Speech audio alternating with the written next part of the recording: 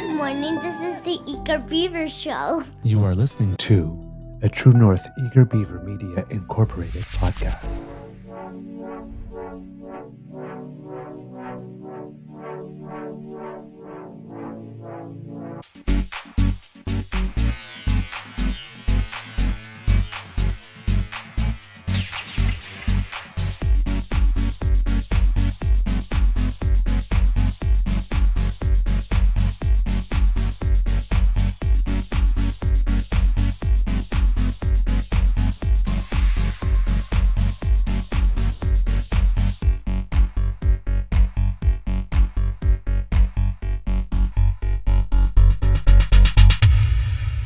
The True North Eager Beaver podcasts are proudly brought to you by our founding sponsors, the Miss V Mysteries from Corvid Moon Publishing, your source for science fiction, fantasy, and cozy mysteries featuring a broad diversity of characters. PsychicTarot.ca, book your tarot reading and unlock your spiritual journey. And the Pepper Master, hot pepper sauces made from farm fresh ingredients to thrill your taste buds and expand your mind.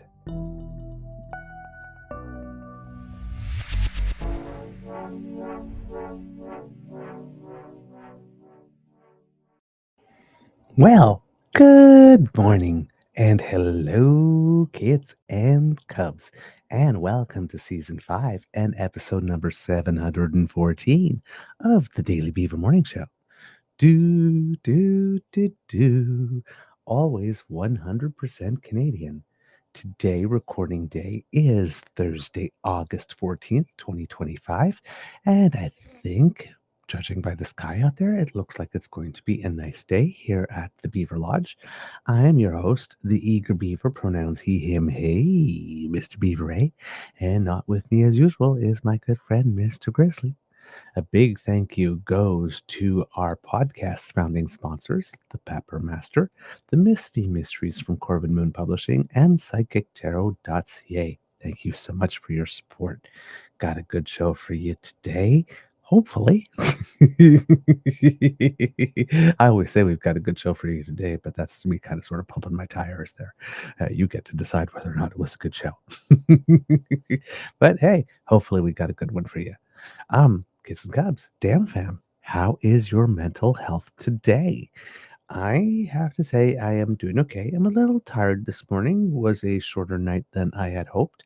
Um, just, I was just energetic, I guess, yesterday evening. The last few days have been mostly travel, right? Quebec City back to Ottawa, and then last night I got back down here to the Beaver Lodge, preparing to travel again this weekend because it is my father-in-law ish. Not officially, but yes, my father-in-law's birthday over the course of the weekend. And even though my beaver sweetie is in Romania, because I am family, I still get invited to the party. Yay. So going there and celebrating that. So there'll be a trip to Toronto over the weekend. But other than that, things are pretty calm. But yes, lots of travel. And I guess when I finally got back home yesterday, I was just jazzed and buzzed to be home. And when it came time for bedtime, I was wide awake.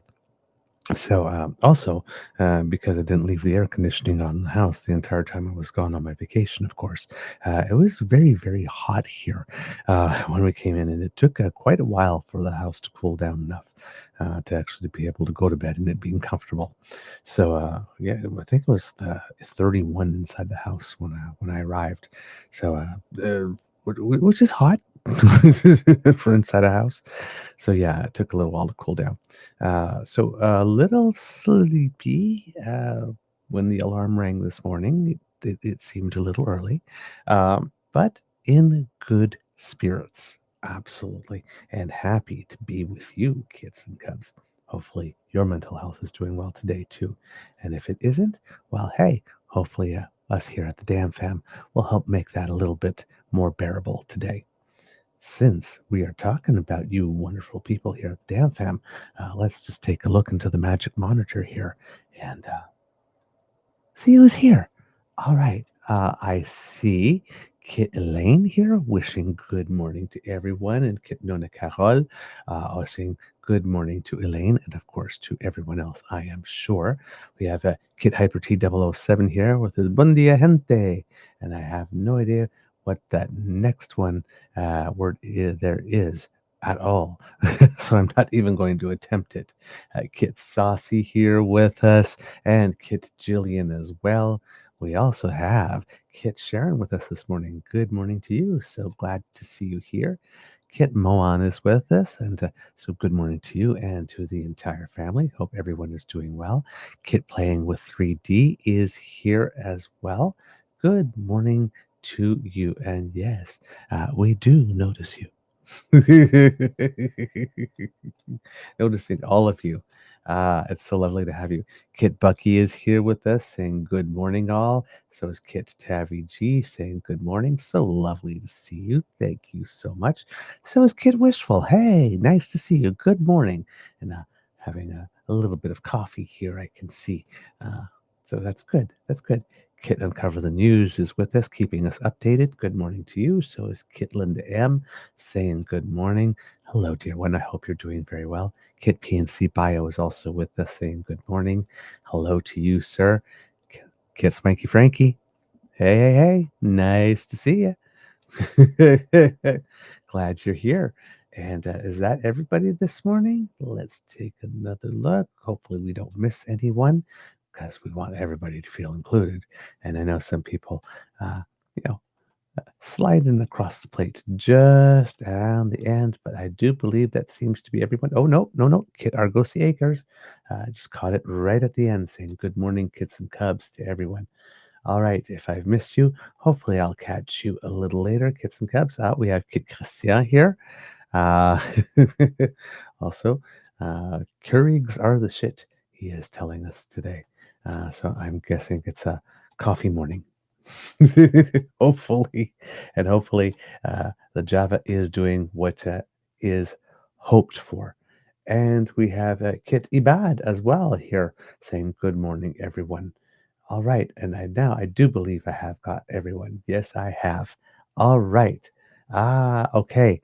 And the word I could not understand was how you're supposed to pronounce the word gente. And I guess that I have been pronouncing it wrong the entire time.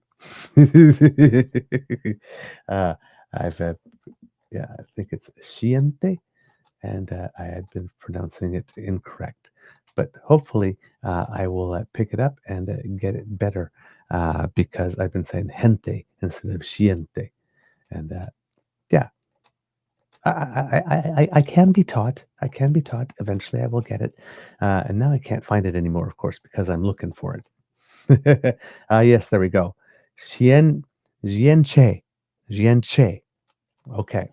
Hopefully, you let me know how I did on that one. All right, kits and cubs. And so, yeah, lovely to see you here. Yeah, I guess you're right, Kitland M. Keurig could possibly also be doing tea pods as well as coffee. It might be a tea morning as well, which is just as good because on this show, we like tea, don't we? Yum, yum, yum, yum. They have tea and hot chocolate as well. So there we go. Hey, there you go. Some Keurig info if you happen not to know. I did because I don't particularly drink coffee. So some things, there are certain things of which I'm blissfully unaware. Okay. Kids and cubs. Yesterday we talked a lot about wildfires because it's pretty much the big issue here. And yeah, a couple of updates for you this morning based on the most recent information I've been able to cobble. The fire burning near Miramichi in New Brunswick is still growing, and the Minister of Natural Resources, John Herron, says it can only be stopped by rain.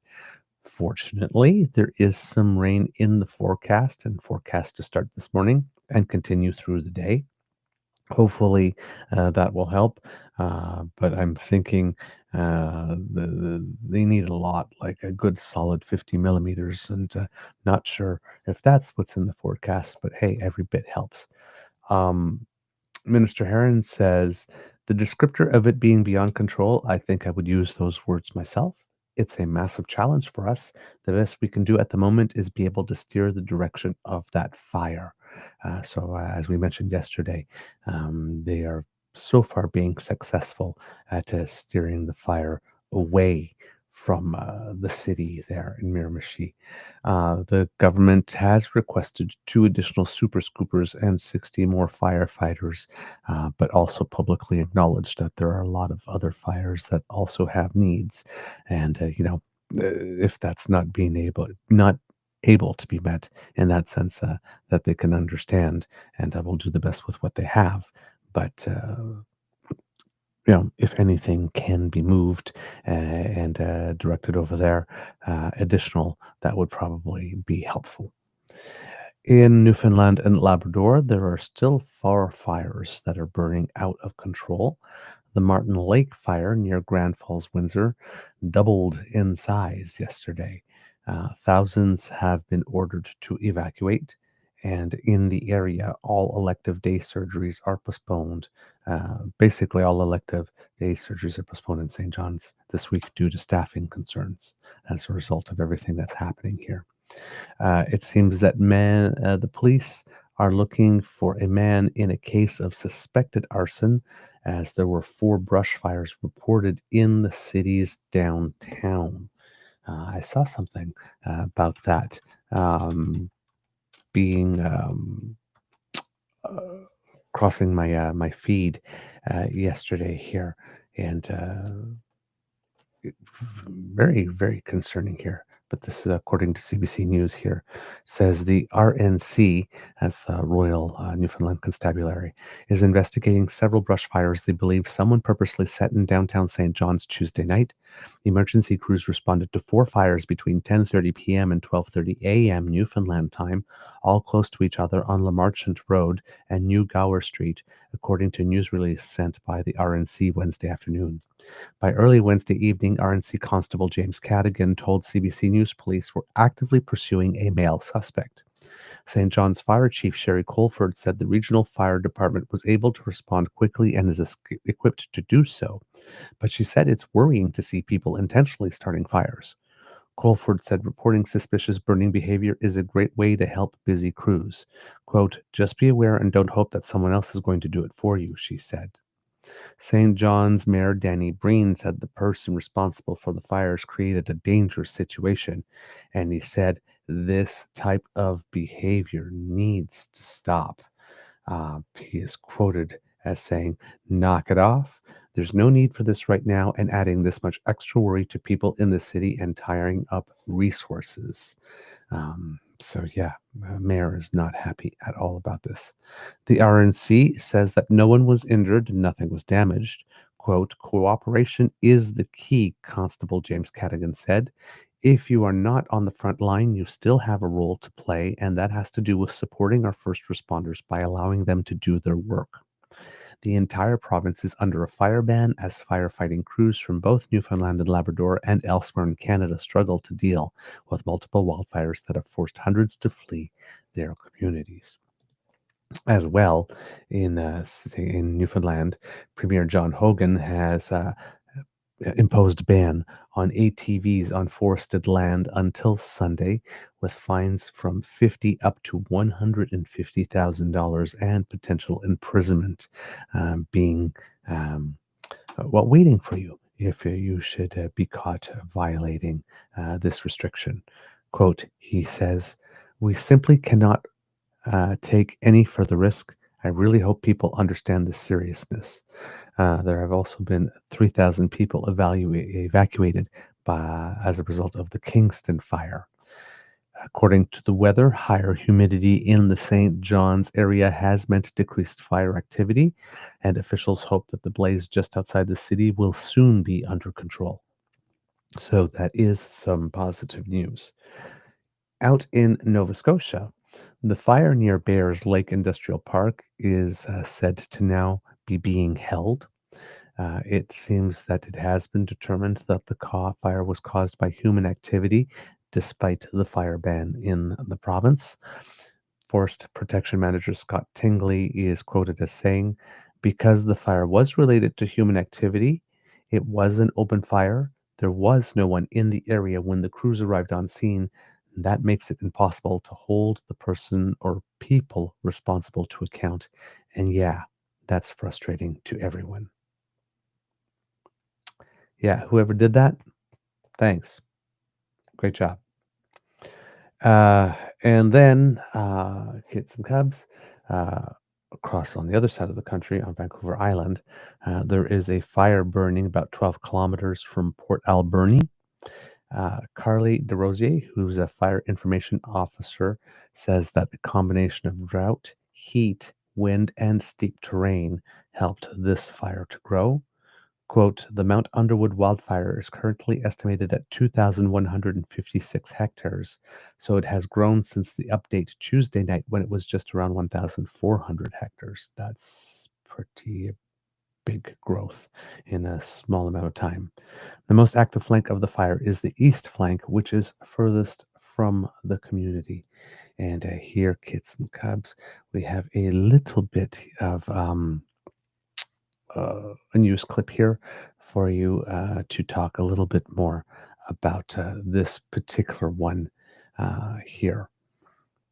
So there we go. And let's just get this set up for you. A fire on BC's Vancouver Island continues to grow out of control today. The Mount Underwood fire is burning more than 10 kilometers south of Port Alberni, a small city home to about 19,000 people. Michelle Gassoub has been following the story for us today, and she joins me now. So, Michelle, the fire is growing rapidly. Take us through the very latest on this. Yeah, the growth of this fire has been described as unusual and explosive. Last we heard, it was sitting at 1,400 hectares. We got an update just moments ago. It's now at over 2,100 hectares. This is burning around 10 kilometers south of Port Alberni. What we heard today is that it is this eastern flank that is of the most concern, is experiencing the most significant fire growth, and that eastern flank is also generating the smoke that is impacting the community. Now, the good news is, or the bad news is rather, that the fire was being pushed south yesterday. The wind has changed. The wind is now pushing the fire up and towards the community. Crews are on that northwest flank trying to create a barrier between the fire and the community. The northeastern flank is too dangerous for crews to currently be operating on. So that gives you a sense of the challenging conditions crews are facing as they try to contain this fire. The good news is that Port Alberni is not currently being impacted, though they are seeing that smoke. The China Creek campground was very quickly evacuated. Around 300 people very quickly needed to be moved out of there. It has also cut off the road between Port Alberni and Bamfield, which is a small community of around 180 people. That community has also had its internet cut off, power outages there as well, and they expect that could take a few days for them to bring that back. But though it is the closest to Port Alberni is not being impacted at this time. But something that fire officials said this afternoon was that the level of fire activity in this area is highly unusual. We tend to see this in the interior of this province, in the Okanagan, in the northwest, not on Vancouver Island and on the coast. Take a listen to them describing that. That was quite aggressive fire growth in the matter of just a couple hours. That was quite significant and very unusual for not only Vancouver Island, where we generally don't see rapid fire growth, but even elsewhere in the province, that would be considered quite significant. So unusual for the only wildfire of note in BC to be on the island. They say it is because the island has been experiencing drought conditions since May. Usually that is one of the areas of the province that is spared those drought conditions. Okay, Kits and Cubs. So yeah, those are the updates that we have at the moment about the wildfire situation. Again, Kits and Cubs, in all these places where there may be additional evacuation orders, as we keep on reminding you on the show, please have an evacuation bag prepared with all your medicines and important documents, some water, at least preparations for food and water and stuff for at least 3 days. I would recommend at least a week. You'll never go wrong by planning to be away for a little extra longer than some people would hope, because some evacuations last a while. and have it ready to go, because you don't want to be looking for these things at the last minute. Sometimes, like you said, conditions can change very quickly, wind directions and intensity, and sometimes you don't have a lot of time to get especially time to get things together. So yeah. And of course, kids and cubs, if you have anybody living in these areas, please do remind them that there is a service called cbc.ca/light, LITE, cbc.ca/LITE, which is low bandwidth site for CBC, doesn't have as many pictures and all that kind of stuff in video.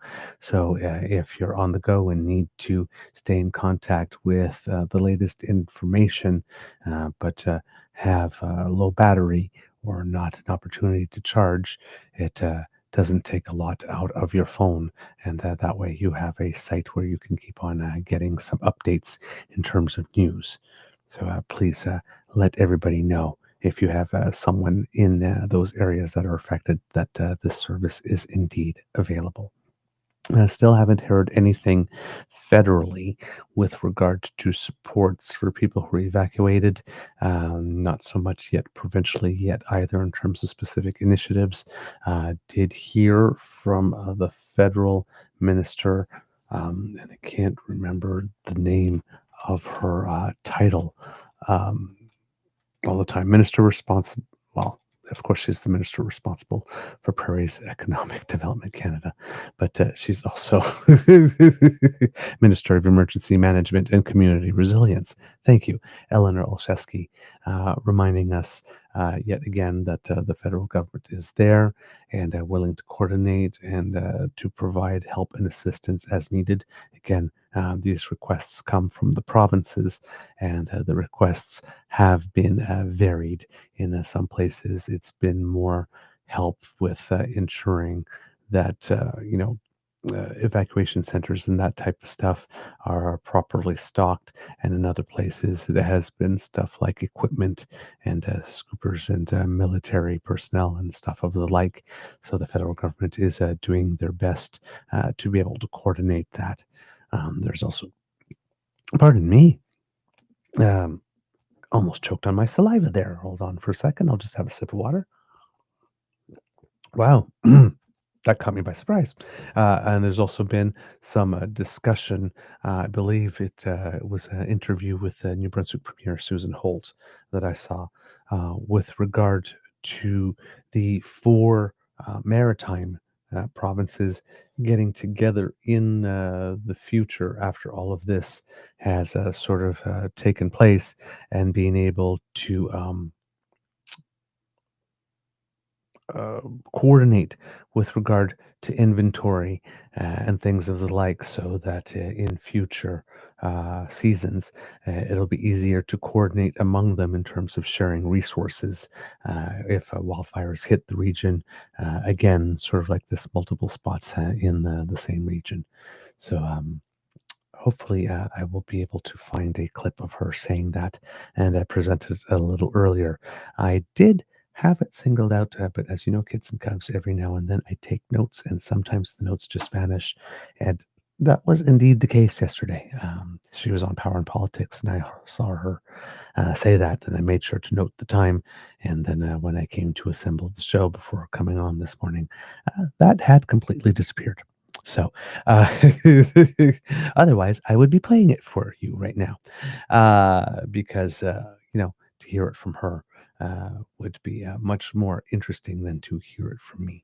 But yes, she was asked by Katie Simpson if there was any particular lessons that had been retained, and she spoke specifically about that coordinating function and the foresight that previous governments had in terms of ordering extra equipment to help fight wildfires, because they saw that this would be coming. And some people actually did do the work of planning for the future, and that some of the equipment that had been ordered back then happened to come online this summer to help with this particular effort. And so it looks that she is uh, given the current situation, looking to maintain that as a course of action in New Brunswick. And therefore, there might be some announcements coming soon, or relatively soon, probably not in the next few days, because, she's probably going to meet with her counterparts to talk about this when things seem calm down a little bit, let's put it that way, or are more under control, and then come up with a list of things that the province might need to order and have on hand for future seasons. So, but it seems that she is indeed open to having that um, fit into her budget somehow as a purchase that will need to be made, because as we mentioned yesterday, this is the second worst wildfire season, and I think three of the worst we've ever had on record have all been in the last 3 years. So this is looking like the new normal. And if that's the case, well, then rather than having provinces cut funding for wildfire management and forest management and those types of things, as we've seen in Alberta and Ontario, it might be a better idea for them to start boosting those budgets and ensuring that there are equipments like the water bombers and the scoopers and all that type of stuff to be able to not only meet demand that is seems to be increasing in each individual province and territory here over the last 3 years. Different places have been hit, but it still seems to be that it is increasing overall. And of course, since this seems to be increasing overall around the world, to have resources on hand to help our neighbors who come over and help us when it's a wildfire season where they are. And of course, all of this equipment is on hand to help all other regions of Canada. And of course, often we help in the United States just as they help us and are helping us right now. There are crews from Utah and Maine, among other places, on the ground here in Canada helping us. So we thank all of the people who are offering their help. All right, kits and cubs, we can move on here a little bit. There is some labor action going on, kits and cubs, in the country at the moment that you might have heard of with regard to Air Canada and Canada Post.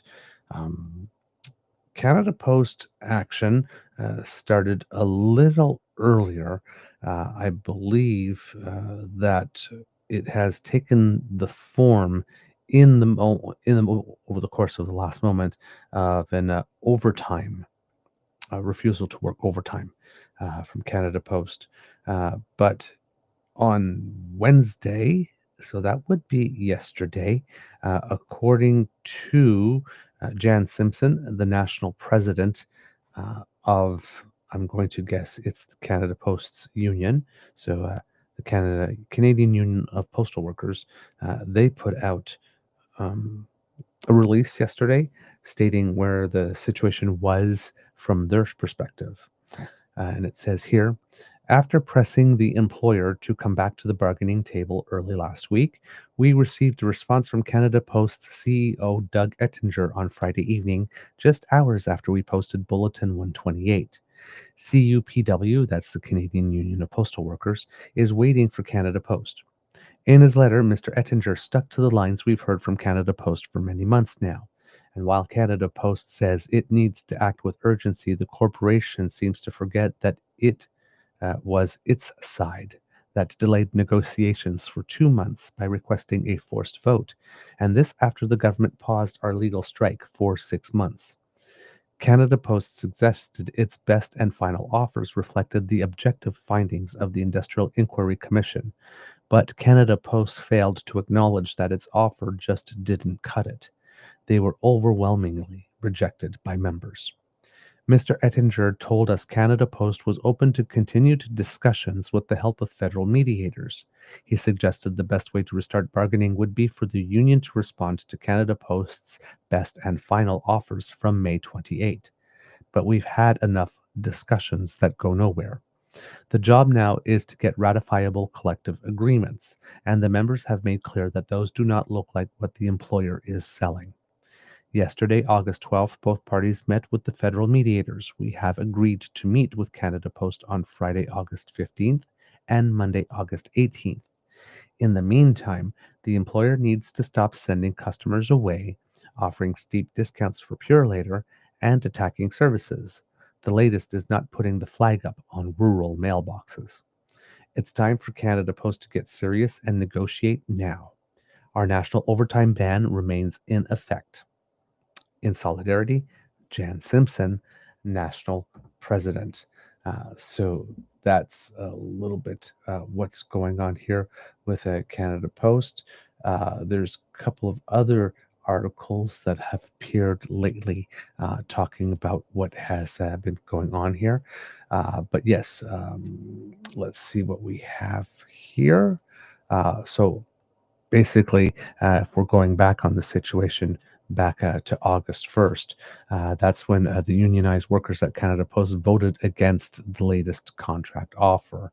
According to CBC News here, it says that that offer had been turned down with 68.5% of ballots, or 23,440 cast by urban postal operation workers, according to the Canadian Industrial Relations Board, which reported an 80.4% overall turnout. So 34,228 of the 42,574 eligible voters. In the second vote, 69% of voters among rural and suburban mail carriers rejected the offer. Some 82.8% of workers turned out for that one. The vote came after more than a year and a half of talks with the Canadian Union of Postal Workers, which represents about 55,000 postal service workers. Referring to Canada Post's final offers, a spokesperson said in a statement on Friday, well, this is said in a statement, I'm not going to give the date because we're looking at about 2 weeks ago now, that the Crown Corporation was, quote, disappointed in the results and would be evaluating its next steps. This result doesn't lessen the urgent need to modernize and protect this vital national service, the statement read. However, it does mean the uncertainty that has been significantly impacting our business and the many Canadians and Canadian businesses who depend on Canada Post will continue. The offer included wage hikes of about 13% over 4 years, but it also would have added part-time workers that Canada Post has said are necessary to keep the postal service afloat. Voting opened on July 21st after Federal Jobs Minister Patty Hajdu asked the Canada Industrial Relations Board to step in and put Canada Post's latest offer to a vote. So that's what the president of the union was referring to in her message, that there had been a vote that had been forced, and that delayed some progress in negotiations. So I'm guessing she's thinking that the time could have been better spent doing other things. And at that time, the national president said that unionized workers had been urged to reject the proposal in order to protect the integrity of the bargaining process, and had criticized Hajdu for forcing the vote in the first place. Quote, by saying yes, we tell them that it's acceptable to ignore free and fair collective bargaining, dismiss our union's democratic processes and structures, and send a message to governments that it's okay to trample over your rights as a worker. And that was in a statement published on July 17th. Dan Kelly, the president of the Canadian Federation of Independent Business, said in a statement that the results added more uncertainty at a time when small businesses are already struggling to plan ahead. He called on Ottawa at the time to extend the current collective bargaining agreement for the foreseeable future, and added that, quote, the government also needs to immediately give Canada Post the full authority to make the major reforms needed to ensure it is financially stable. So once again, the president of the Canadian Federation of Independent Business preaching to trample all over workers' rights, because that's what we've come to expect from this particular person here. It seems to be his consistent position over pretty much everything. He's been the president of the Canadian Federation of Independent Business for quite a while, Mr. Dan Kelly, and not much evolution, unfortunately. Yeah, you can pretty much predict what he's going to say. Yesterday's news from the Canadian press with regard to the talks with mediators that we mentioned, that Jan Simpson mentioned in the letter here. So there's a little bit more about that here. Hopefully there'll be additional information? Nope, it was just an announcement that said that they had agreed to those 2 days. But in there, it also says that a spokesperson for Canada Post says that while negotiations remain unresolved, there's still an urgent need to modernize the Crown Corporation. Quote, letter mail volumes continue to erode and competition in the parcel line of business places, ever increasing pressure on the corporation's operating model, the spokesperson said. Canada Post says it looks forward to receiving a detailed and comprehensive response from the union that addresses the significant and increasing challenges faced by the Postal Service when it meets Friday. So hopefully we'll have additional news on that coming soon. But yes, so far it's just restrictions on the amount of overtime the workers are willing to put. And that's the only way in which the job action is being felt at the moment. Of course, if these discussions with the employer over the next 2 meetings don't go very well, there could be an escalation in that. And if I remember correctly, the dates that were chosen for those 2 meetings are the 15th and the 18th. So yes, so nothing probably won't get many developments. There might be some news about how things went after the first day of discussions at some point tomorrow, but before getting the full picture, unless discussions break off, because you know things are just so ornery and prickly during those discussions on the 15th. We should have a better picture sometime after the 18th, so early next week, about what next moves there might be in this labor dispute and what other actions the workers might be taking if there is not some satisfactory progress based on these 2 days of meetings. And at the moment, it doesn't seem that that's particularly hopeful because they've been negotiating for over a year and a half. And, well, this is the point at which they are now after all of that alleged effort. All right, moving on. And this is the one, Kits and Cubs, that has been getting a lot more attention over the past few days. But and we had talked about this a while ago on the show when it first started to come about.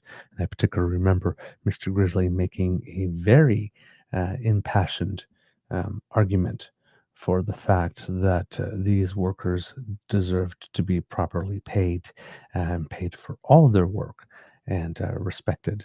And this here, we are talking of Air Canada. Because uh, basically the flight attendants have pushed for legislation to ensure that they're paid for ground duties, but so far that hasn't gone anywhere. And hopefully that might be a solution in the future if these negotiations don't go the right way. However, it seems that we're getting to a point that it looks like there will not be any resolution that will be able to prevent some type of strike here. So, according to CBC News, Air Canada says it will begin canceling flights today ahead of a potential strike that could see more than 10,000 flight attendants walk off the job this weekend. The country's largest airline said the gradual suspension of flights, which would see more cancellations on Friday before a complete cessation of flying by Air Canada and Air Canada Rouge by the weekend, would allow for an orderly shutdown.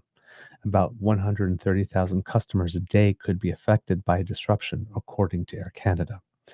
The Canadian Union of Public Employees, CUPE, gave the carrier a requisite 72-hour strike notice overnight after the two sides reached a, quote, impasse in negotiations on Tuesday.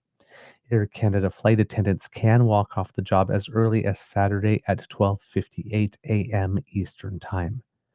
CUPE representatives said that in response to their strike action, Air Canada issued a notice of lockout to start at 1:30 a.m. Eastern Time on Saturday. Air Canada confirmed the lockout on Wednesday.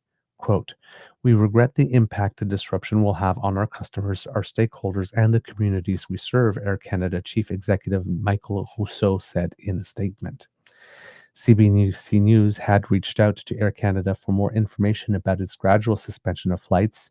Air Canada Express flights operated by Jazz and PAL Airlines are expected to continue operating as normal. Air Canada had said that any passengers booked to travel between August 15th and August 18th can change their flight if desired, provided their ticket was purchased no later than August 13th. The airline was also going to allow these passengers to change their flight for free to another date between August 21st and September 12th. Quote, "If your flight is canceled, we will do our very best to rebook you on the first available flight, exploring options with over 120 international and domestic carriers," the airline said in its on its website. Quote, "As we are in peak summer travel season, we know that space will still be very limited. If your travel is disrupted, you can always choose a refund." Quote, "On behalf of the flight attendants, obviously we are sorry and empathetic towards this, but we also need to bargain a collective agreement, and unfortunately this was the next stage in the process." And this was a quote from Wesley Lasowski, who is the president of the QP component of Air Canada here. John Graddock, coordinator of the aviation management program at McGill University in Montreal, said Air Canada has several obligations to travelers under Canada's air passenger protection regulations. First, the carrier has to communicate flight cancellations and get in touch with travelers via text, voicemail, or email to advise travelers of their options. Usually that means finding another carrier at Air Canada's expense to fly you to your next destination within 48 hours of the arrival time on your original ticket. If Air Canada can't do that, or the itinerary it offers you doesn't meet your travel expectations, it is obligated to issue a refund on the value of the ticket that the passenger holds. Quote, "It won't be out of pocket, but you're going to be in a situation where your travel plans are going to be disrupted," said Graddock. Airlines are absolved of responsibility for compensating passengers if a delay or cancellation is outside of their control. But in this case, Graddock argues Air Canada's preemptive cancellations are within the airline's control. Any costs related to hotels and meals on those incurred while waiting for rescheduled flights will have to be covered by Air Canada, he said, noting passengers should be ready to present receipts and points to make their case to the airline. The airline and the union have been negotiating a new collective agreement since March, going over key issues like wages, work rules, and unpaid hours. Quote, "It's quite disappointing that they stopped last night with regards to the proposals that were on the table," said Wesley Lasowski, president of the Air Canada component of QP, in an interview on Wednesday morning. Air Canada, like many other major airlines, doesn't currently compensate its flight attendants for the work they do before boarding and after deplaning, according to QP. Ground tasks include things like safety protocols and assisting passengers. So the entire pre-flight and post-arrival portions of the work are not compensated at all. At the moment, this is free labor. The carrier has proposed paying flight attendants 50% of their wage for work done on the ground, but the union is asking for 100%. Basically, the conflict is that the union says that they are not paid for this. Air Canada says that the overall compensation structure and the amount that people are being paid is such that these things are indeed included, but acknowledged during the negotiations, it seems, according to reports, that there could be a more visible way to account for that. And this is what they offered. So it seems to be a little inconsistent position as far as I'm concerned here, because if they're saying, if basically, the carrier has proposed paying flight attendants 50% of their wage for work done on the ground, but the union is asking for 100%. So if that 50% of their wage for work done on the ground is in addition, it's not a lowering of compensation, this, so that they get paid the same amount, but some of it is for on the ground and some of it is for in the air. And it's more visible that it is included, but if this is additional money, then it's kind of hard to make the case that the overall package was indeed including it. right? This looks more like, okay, fine, we will recognize that that's considered work, but we're only going to have to pay you. We're only going to pay you half. Well, no. If you're acknowledging here that it's work, then pay us the full amount, right? Our hourly salary for what we do on the ground as well as what we do in the air. Quote, Air Canada is not an anomaly in this, but coming out of a 10-year deal, this is something that we're trying to correct, said Lasowski, adding that there's been a big push globally for this kind of compensation to become the standard.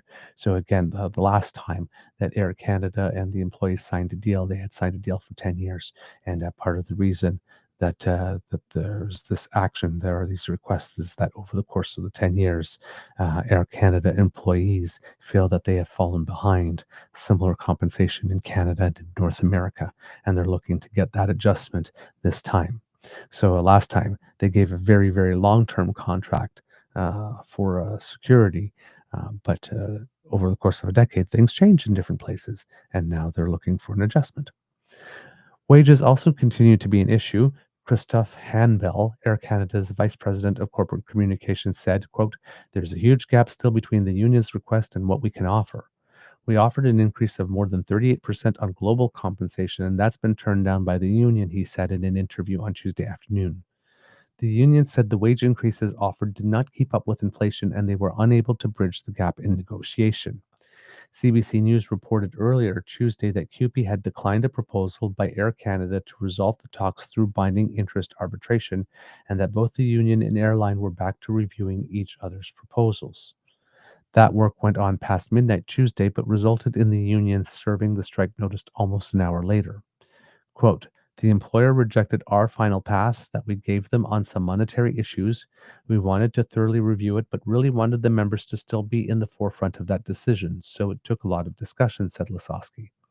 Federal Jobs Minister Patty Hajdu said in a social media post on Twitter Tuesday evening that she continues to monitor the situation. Quote, federal mediators will remain available until a deal is reached, she wrote. The best agreements are the ones the parties reach themselves. This has been a line that's been used often by the Liberal Party in recent years with labor negotiations, saying that the best deal is the one that is reached at the table. But in this case, it indeed appears like there are no talks going on at the moment. So yeah, and there's no interest at the moment from the union to engage in a binding arbitration. If it would be the case, the arbitrator would hear proposals from each side about specific agenda items that haven't been agreed upon, and then make a decision that would bind both parties. It would also suspend the chance of a lockout or strike. CUPE members voted overwhelmingly in favor of a strike mandate, as we mentioned, paving the way for workers to walk off the job as soon as, I think at the time I gave was 12:58 a.m. Eastern time, right, on a Saturday. So, yeah, and let's see what else do we have here about binding arbitration here. CUPE published a letter addressed to the president of its Air Canada component, Wesley Lasowski, and signed by Air Canada Vice President and Human Resources Chief Ariel Malul-Weschler on Wednesday. Quote, after 8 months of negotiation, we have been unable to reach a tentative collective agreement despite our best efforts, the letter says. Outlining the proposal, it adds that, quote, if we cannot agree on an arbitrator within 30 days of your agreeing to the proposal, we ask the Minister of Labour to name one. CUPE declined the proposal and intends to stay at the bargaining table, Lasowski wrote in a response addressed to Malul-Weschler on Tuesday. A representative for CUPE told CBC News that both sides are back to evaluating proposals after their exchange. Binding interest arbitration tends to be preferred by employers, quote, because you are avoiding the strike and the business disruption, says Malini Vijay Kumar, an employment and labor lawyer at Nelligan Law in Ottawa. The federal government would first have to pass legislation forcing the parties to go to binding arbitration. So that would be something that's not on the menu for a while yet, as the House is not sitting until sometime, I think, past the second half of September.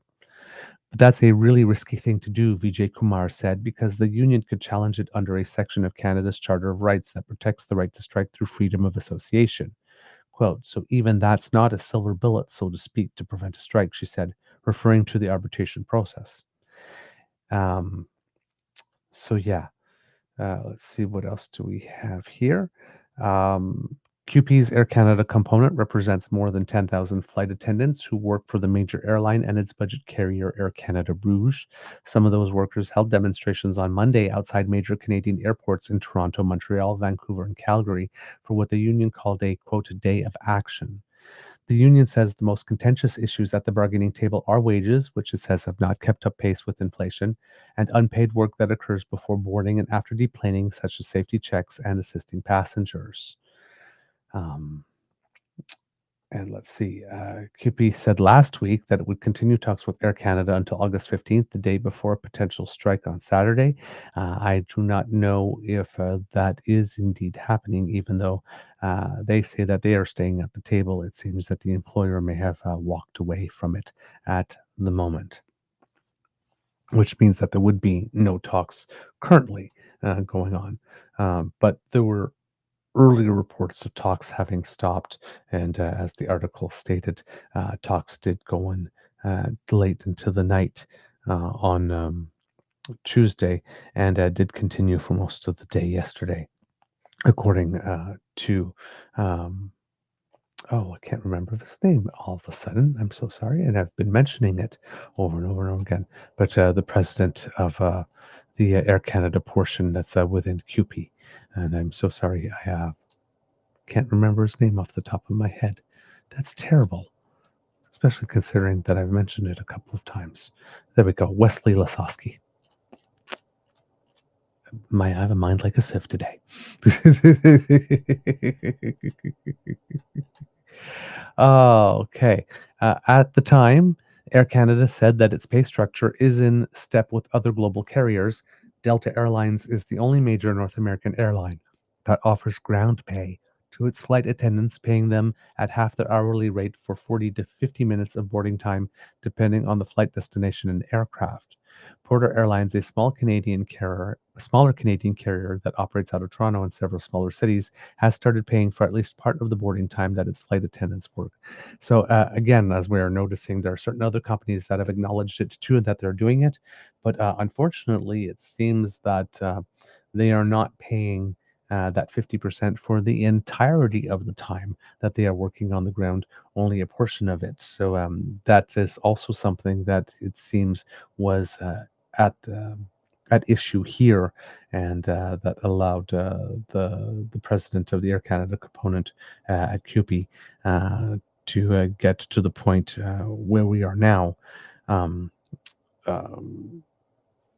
It seems that was the same situation here, that if there was an hour and 45 minutes or whatnot of on the ground work, that the employer was offering to compensate it at half the compensation for all the other work, and not even for 100% of that time. Not the best.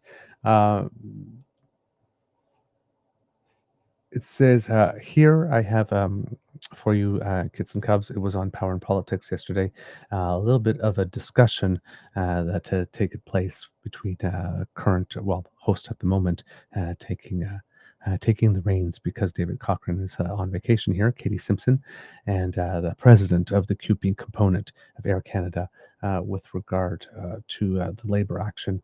And here, to start off, he is, as I mentioned, correcting the impression that cut off before they actually had. We are joined by Wesley Lasowski. He is the president of the Air Canada component of QP. Thank you very much for joining us. I want to just start with, is there any sort of update you can share on negotiations or plans to negotiate? What's sort of the status here? Yeah, so I'll just make a few corrections. So the union has been at the table all day today. We have met with federal mediators, my apologies, twice. We were at the table until just shy of 2 a.m. this morning as well. As you know, we served the strike notice, and that was to apply pressure to get the company to come back to the table. So we're prepared to negotiate. We're just waiting for the company to realize that they need to play a part in those negotiations as well. So are negotiations actively happening in this moment? So nothing has come back from the employer, nor has the employer come back to us on things. So I would say that there is no negotiating going back and forth, but the union is here waiting to negotiate when they're ready. Okay, so how would you describe, in terms of how far apart things stand between the union and Air Canada at this point? There's two big sticking points, I'll call it, and that's the overall wage compensation, as well as the portion of unpaid work. Okay, and so has there been any progress sort of in the last 24 hours around those issues, or would you say the two sides remain far apart?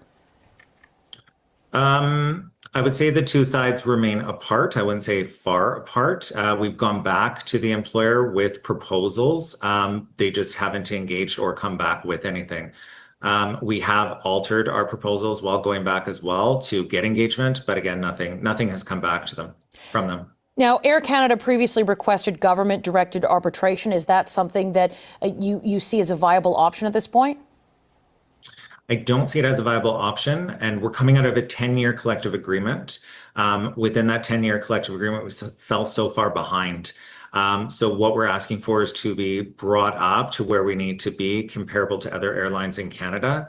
We also, have been told by the government that the best deals are negotiated at the table, and that's what we want to do is negotiate something so our members have an opportunity to ratify it and both sides leave happy, protecting obviously the careers that we want and the brand and Air Canada. When you look at the deals that other airlines have, what would you say is the gold standard that you're aiming for here? That's a hard question. You look around and see different airlines out there, whether it's in the States or whether it's in Canada. But what we're looking for here at Air Canada and what our members have clearly directed us with such a strong strike mandate is they want industry leading compensation in wages, and they want unpaid work to be a thing of the past. They don't want to have to be doing the safety aspects that they're currently doing with no compensation. During the last session of Parliament, both the Conservatives and the NDP had come forward with bills to amend the Labour Code to ensure that flight attendants would be compensated for those pre-boarding and post-landing duties. But it hasn't, because Parliament was prorogued, it didn't happen. Do you have any indication whether the Liberals support this? You've got, the opposition supporting it. Do the Liberals support this? We have never heard directly from the Liberals of their strong support. What we have heard is that it needs to be done at the bargaining table and you need to bargain it, you need to move it forward there. I do know that the NDP has said that they're going to reintroduce it. I do know that we've heard that the Conservatives, as of last week, again, support it and say it needs to be a thing. I don't think it's dead in government. I think it'll go back to government. I think that's the best place for it to have been settled. But unfortunately, here we are. And now it's been left on us by the government, unfortunately, to settle in this contract discussion. So, kids and cubs, with regard to what they're talking about here, it seems, again, this is Darren Major from CBC, who is reporting on this, and says here that flight attendants poised to strike this week have previously asked the federal government to address one of their biggest grievances, unpaid work. The Canadian Union of Public Employees gave Air Canada a 72-hour strike notice early on Wednesday. In response, the carrier issued a lockout starting at 1:30 a.m. Eastern Time on Saturday and says it will begin canceling flights on Thursday.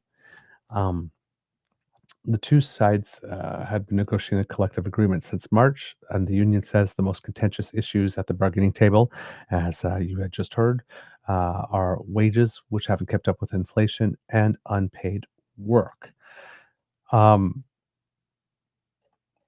Here it says in the article later on, while it is a sticking point in the current labor dispute, flight attendants from a number of carriers have been calling on the federal government to make changes to the Canada Labor Code to address unpaid work.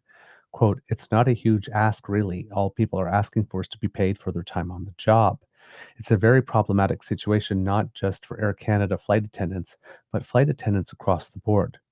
Pouliot said flight attendants reached a breaking point due to ground delays experienced as Canadians slowly began flying again following the height of the COVID-19 pandemic. Yes, I remember during that time. There were indeed lots of delays, so that was a lot of unpaid work probably at that time. Both the Conservatives and NDP introduced bills last parliamentary session that would have changed the Labour Code to ensure flight attendants are paid for pre- and post-flight duties, but both bills died when the House was prorogued earlier this year. Pouliot said it's encouraging to see opposition parties supporting the changes, but said it's tragic and confounding that the Liberals haven't backed the move. Quote, I think you would be looking at a fundamentally different situation at Air Canada right now if the Liberals, a year and a half ago, had decided to play ball with the other parties, he said. Wesley Lasowski, a flight attendant and president of CUPE's Air Canada component, told CBC News that he thinks the government ultimately needs to step in. Quote, we feel it should be addressed through the government and shouldn't be used as a bargaining capital at the table. When asked by CBC News, a spokesperson from Jobs Minister Patty Hajdu's office didn't comment on whether the Liberals would support changes to the Labour Code to address flight attendants' concerns, but they encouraged Air Canada and CUPE to reach an agreement. I don't understand that. I mean, not answering on that and says, but yes, but we want you to reach an agreement. Well, they've been trying to reach an agreement and they haven't. And they wouldn't have to reach an agreement on whether they are paid or not. If there actually was legislation, that would be the law. Then they would just have to agree on how much, but not whether. Quote, during the bargaining process, parties establish agreements on wages, working conditions, and other employment terms.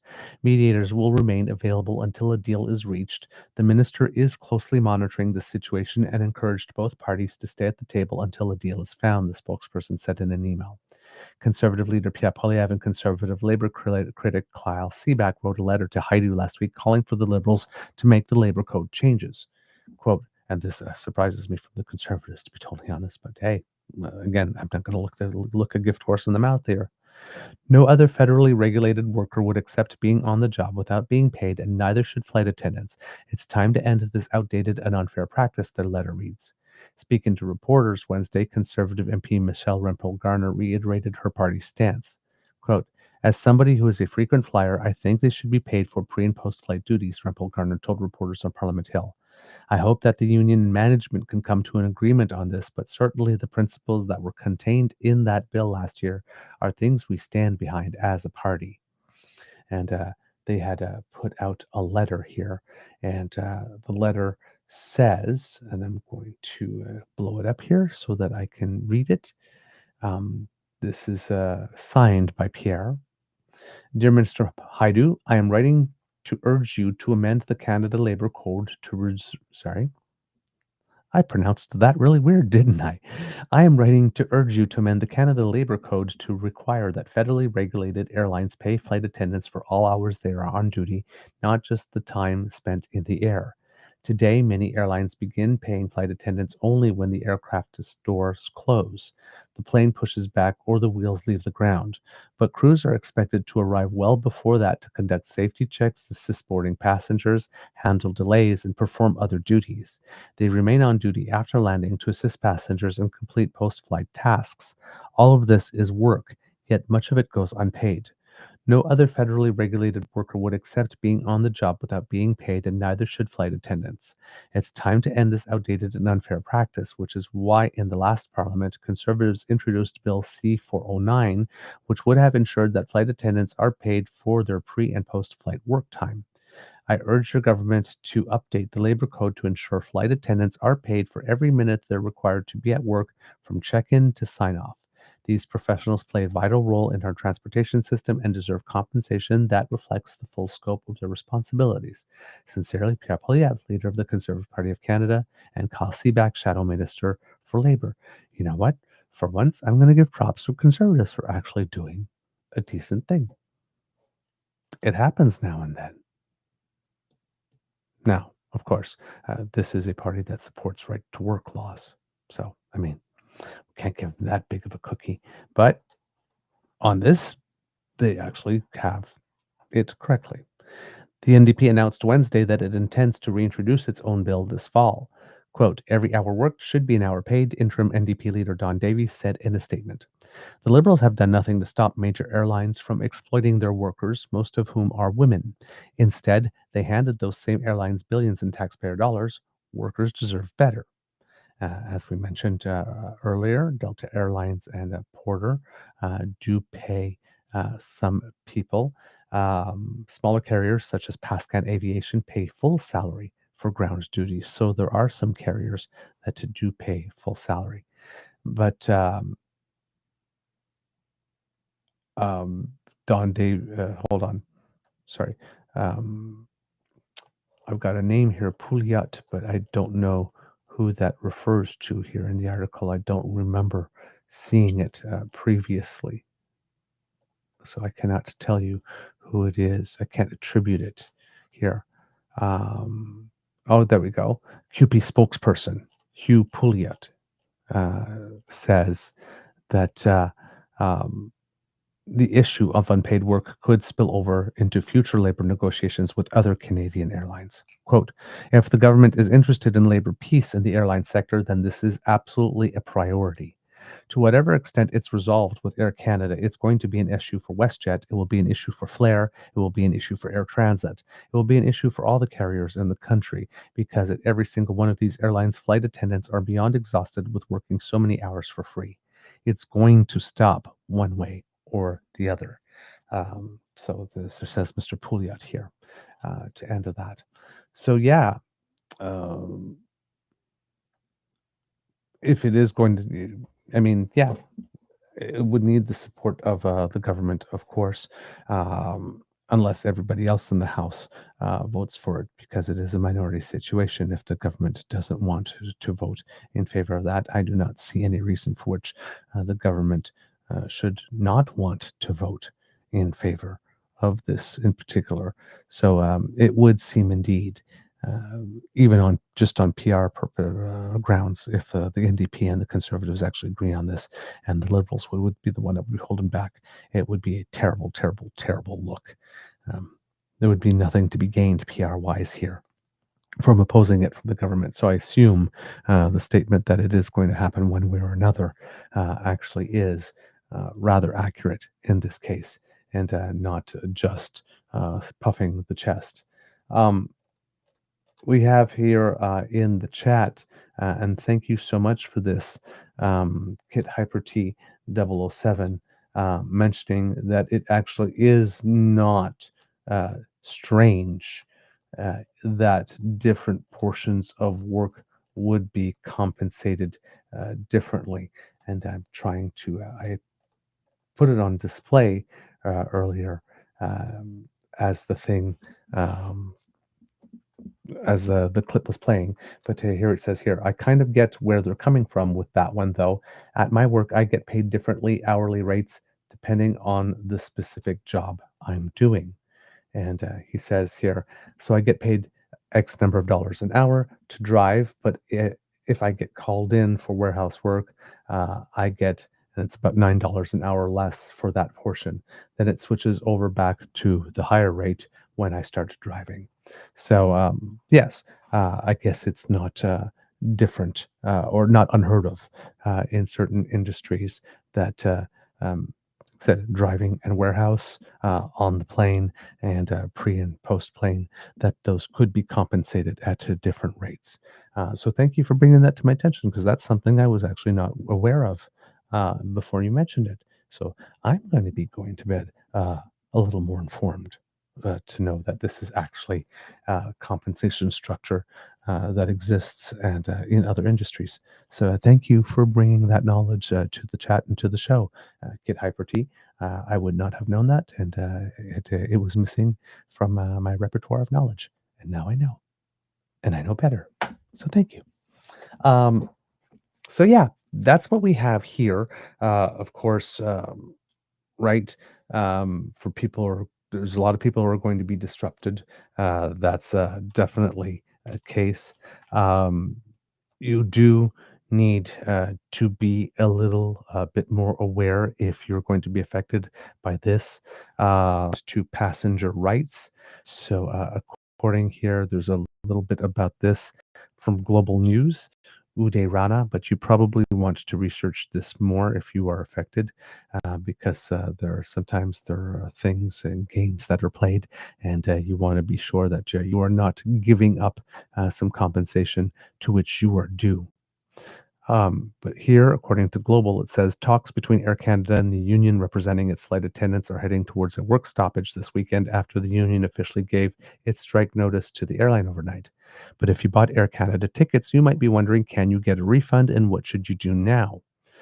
So, based on this here, it says again that the first flights will start being canceled today. So if you're asking what your rights are here, according to the Canadian Transportation Agency, suspension or cancellation of flights due to labor disruptions such as strikes or lockouts is deemed outside the airline's control. However, this does not mean that passengers are left without options. The airline must provide you with status updates and work to complete your travel as soon as possible, but is not required to provide compensation under air passenger protection regulations.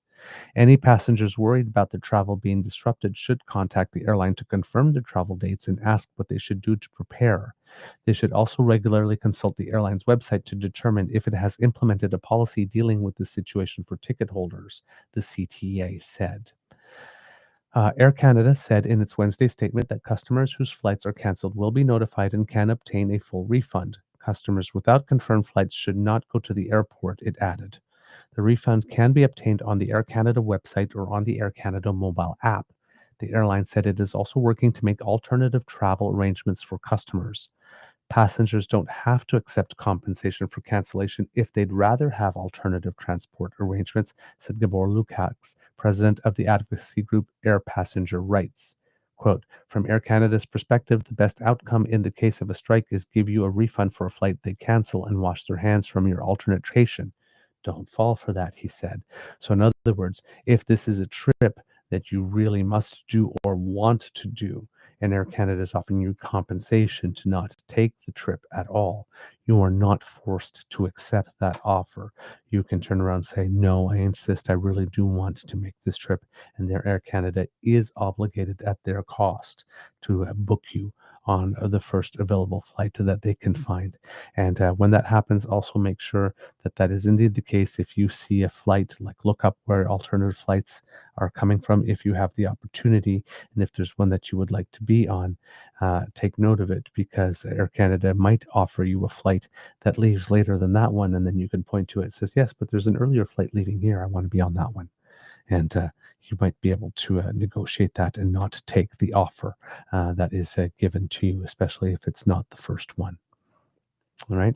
Quote, if you voluntarily accept a refund, then Air Canada can possibly argue, quote, a passenger chose a refund and we no longer owe them alternate transportation. But if you say, no, I won't accept the refund, give me alternate transportation, and they fail to do so or refuse to do so, then they owe you compensation for your alternate transportation costs, he said. Air Canada said it is working with other airlines to provide alternative transportation for passengers. Quote, the company has made arrangements with other Canadian and foreign carriers to provide customers alternative travel options to the extent possible.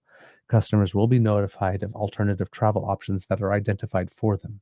However, given other carriers are already very full due to the summer travel peak, securing such capacity will take time and in many cases will not be immediately possible, the statement added. The airline said it has implemented other measures to mitigate the impact of a strike or lockout. Quote, this includes implementing a flexible rebooking policy for all customers so they can change or defer travel at no additional cost, the statement said.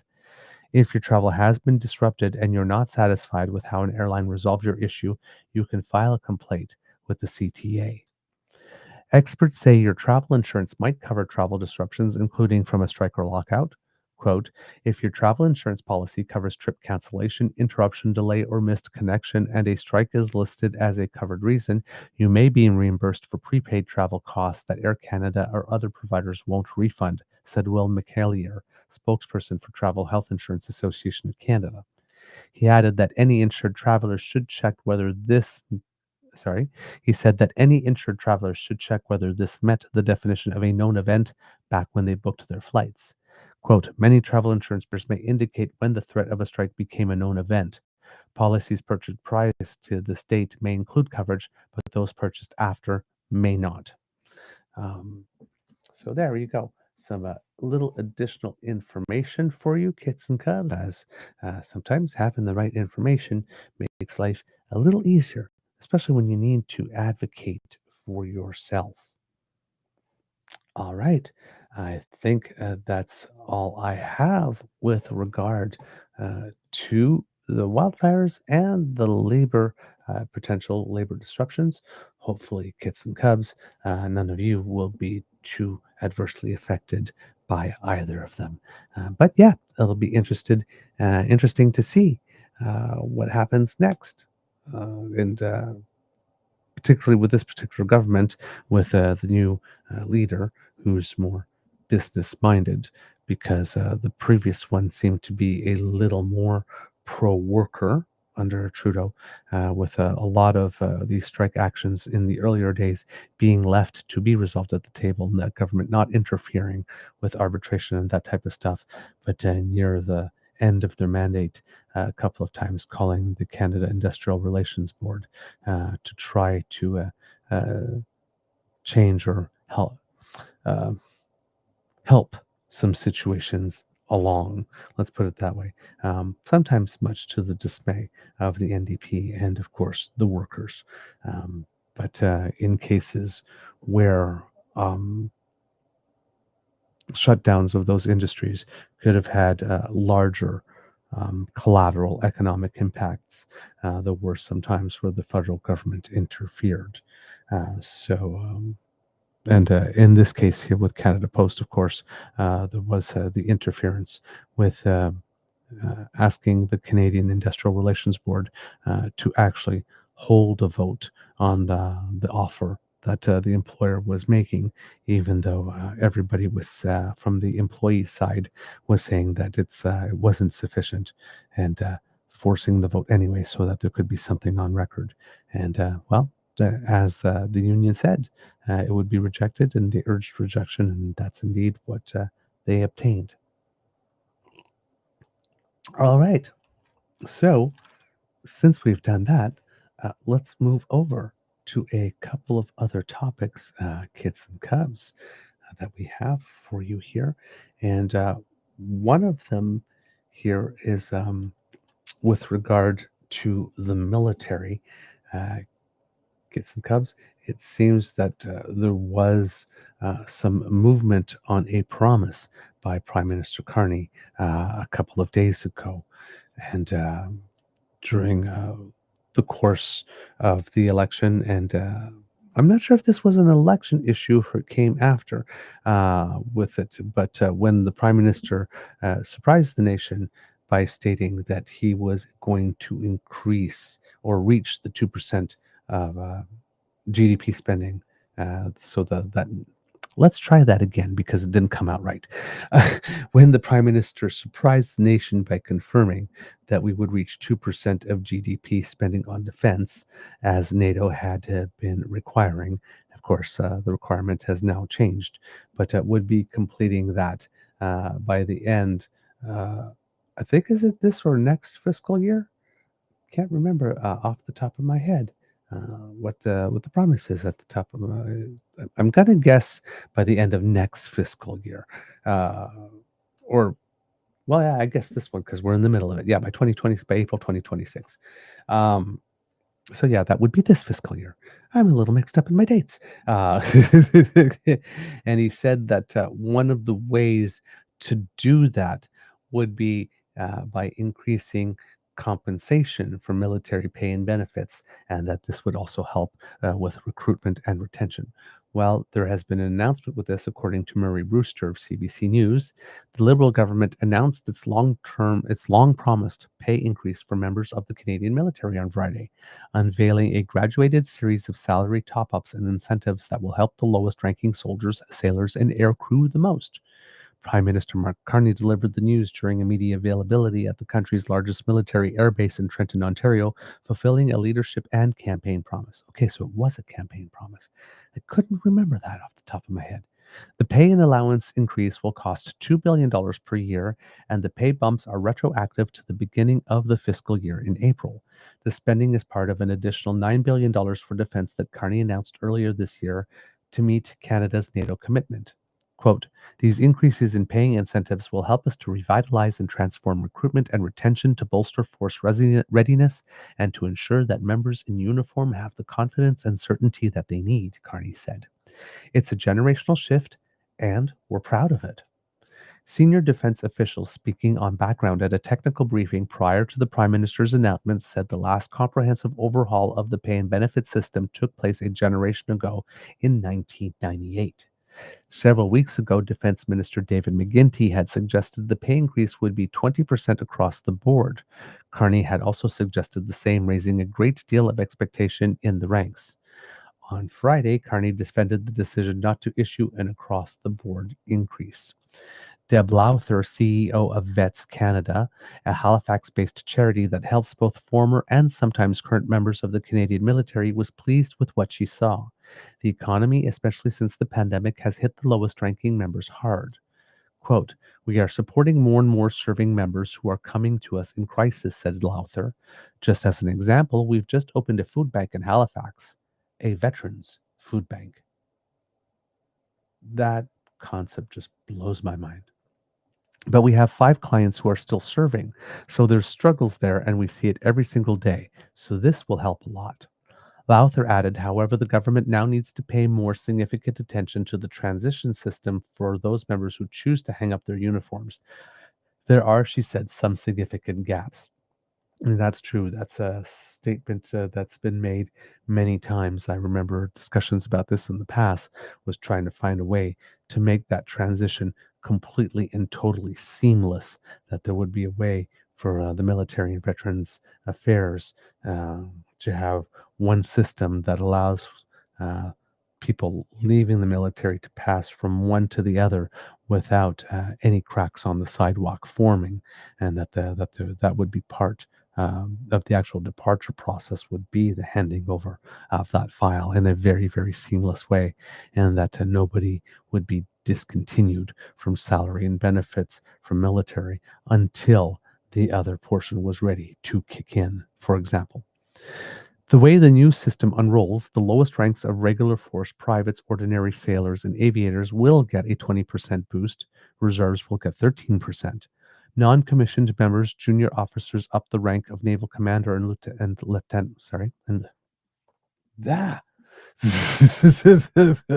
having trouble today. Non-commissioned members, junior officers up the rank of naval commander or lieutenant colonel, will receive a 13% pay hike. For officers of the rank of colonel and above, the increase will be 8%. To recruit and hold on to people, there will be a bonus of 10,000 people. A bonus of $10,000 for recruit. That's me being a little bit tired from having a short night happening, kits and cubs, me changing words in the article and tripping over my tongue. To recruit and hold on to people, there will be a bonus of $10,000 for recruits in stressed trades to complete basic training, an additional $20,000 when their training is completed, and another $20,000 once they have completed their first term of service. The Department of National Defense is also increasing a series of posting and hardship allowances, as well as creating new ones. For example, members of the military are paid a bonus when on deployment overseas or at sea. Given the frequency troops have been asked to carry out domestic operations, the department is now introducing an allowance for deployments at home and in the Arctic. Troops forced to live away from their families will get a bigger stipend as part of the changes. Military members who are asked to move frequently will get a higher allowance. The department is also delivering a targeted benefit to encourage and retain members who conduct training. The military has struggled to recruit and train and retain members. Defense officials on Friday acknowledged that they are short 12,722 personnel, both regular and reserve force. An internal report assessing the military effort to retain troops obtained by CBC News said 76% of Canadian Armed Forces occupations were in critical shortfall. The report, entitled Evaluation of Canadian Armed Forces Retention, was dated April 2025, but relied in some cases on data from 2024. Defense officials on Friday provided a lower number in terms of the overall critical shortfall, suggesting only 40% of the occupations within the military are staffed below 75%. They acknowledged, however, certain jobs are under a lot of stress. The internal documents show maritime technicians, Army signal operators, and Air Force technicians are among the most stressed trades. Gaël Rivard-Pichet of the Conference of Defense Associations Institute gave the plan a favorable review. Quote, I think this makes a job with the Canadian Armed Forces more attractive for the average Canadian, she said, especially when we consider the lack of employment opportunities in the current economy. So yes, some good moves here from the federal government, and it is nice indeed to see that a promise is indeed being kept. On this issue, the global issue of getting that $9 billion out the door. So here we have a plan for at least $2 billion of that. Experts say there are risks and serious challenges to hitting this year's NATO's target. And this is from Karina Roman, also of CBC News. Prime Minister Mark Carney's goal of hitting NATO's defense spending target of 2% of gross domestic product this year will be an uphill, nearly impossible battle, say experts and critics. An extra $8.7 billion is earmarked for defense spending by the Department of National Defense or other government departments, and $370 million for the Communications Security Establishment, the CSE. Allies had been pushing Canada to meet NATO's goal for nearly 20 years, but actually doing so became imperative with Donald Trump in the White House. Quote, Mark Carney's words are right, but he's got to crack the whip here real quick, said John Ball, a former Canadian defense industry executive for nearly 4 decades and now consultant. NATO defines defense expenditures as payments made by a national government specifically to meet the needs of its armed forces or those of allies in the alliance. Conservative MP and defense critic James Bazan warns it will be difficult for procurement officials inside government to reverse a long-standing culture of risk aversion, deferred decisions, and allowing billions of dollars in lapsed spending. Quote, by the time we get back into Parliament and a budget is passed, we're going to have half a year to spend money that the department won't be able to shovel out the door, Bazan said in an interview with CBC News. He wonders if the government will just engage in a game of creative accounting to meet its NATO commitments on paper. But some within the Canadian defense industry, as well as D&D and Public Services and Procurement Canada themselves, point to existing mechanisms that can be leveraged to move quickly.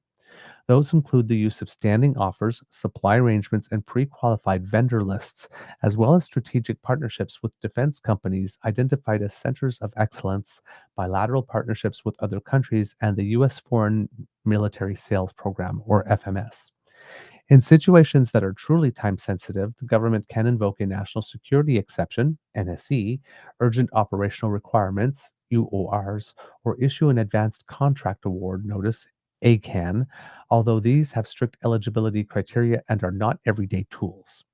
Quote, if the government can demonstrate to us this is in the interest of national security and there is a limited availability from a competitive factor, we would be open to those types of procurement, said Bazan. But we can't make a habit of using NSE's national security exceptions as a way to get the equipment that we require for the Canadian Armed Forces. Carney outlined on June 9th the general areas for increased investment but gave no specifics.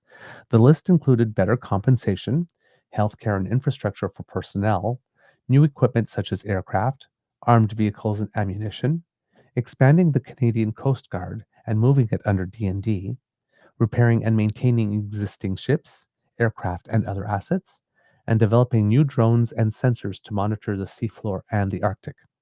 We think it's largely going to be made up of items that are already identified or some that have been languishing in the procurement pipeline or projects that were underfunded, said Christian Cianferrani, President and CEO of the Canadian Association of Defense and Security Industries, or CADSI. One way to spend faster would be to expand existing orders for armored vehicles, ships, and planes.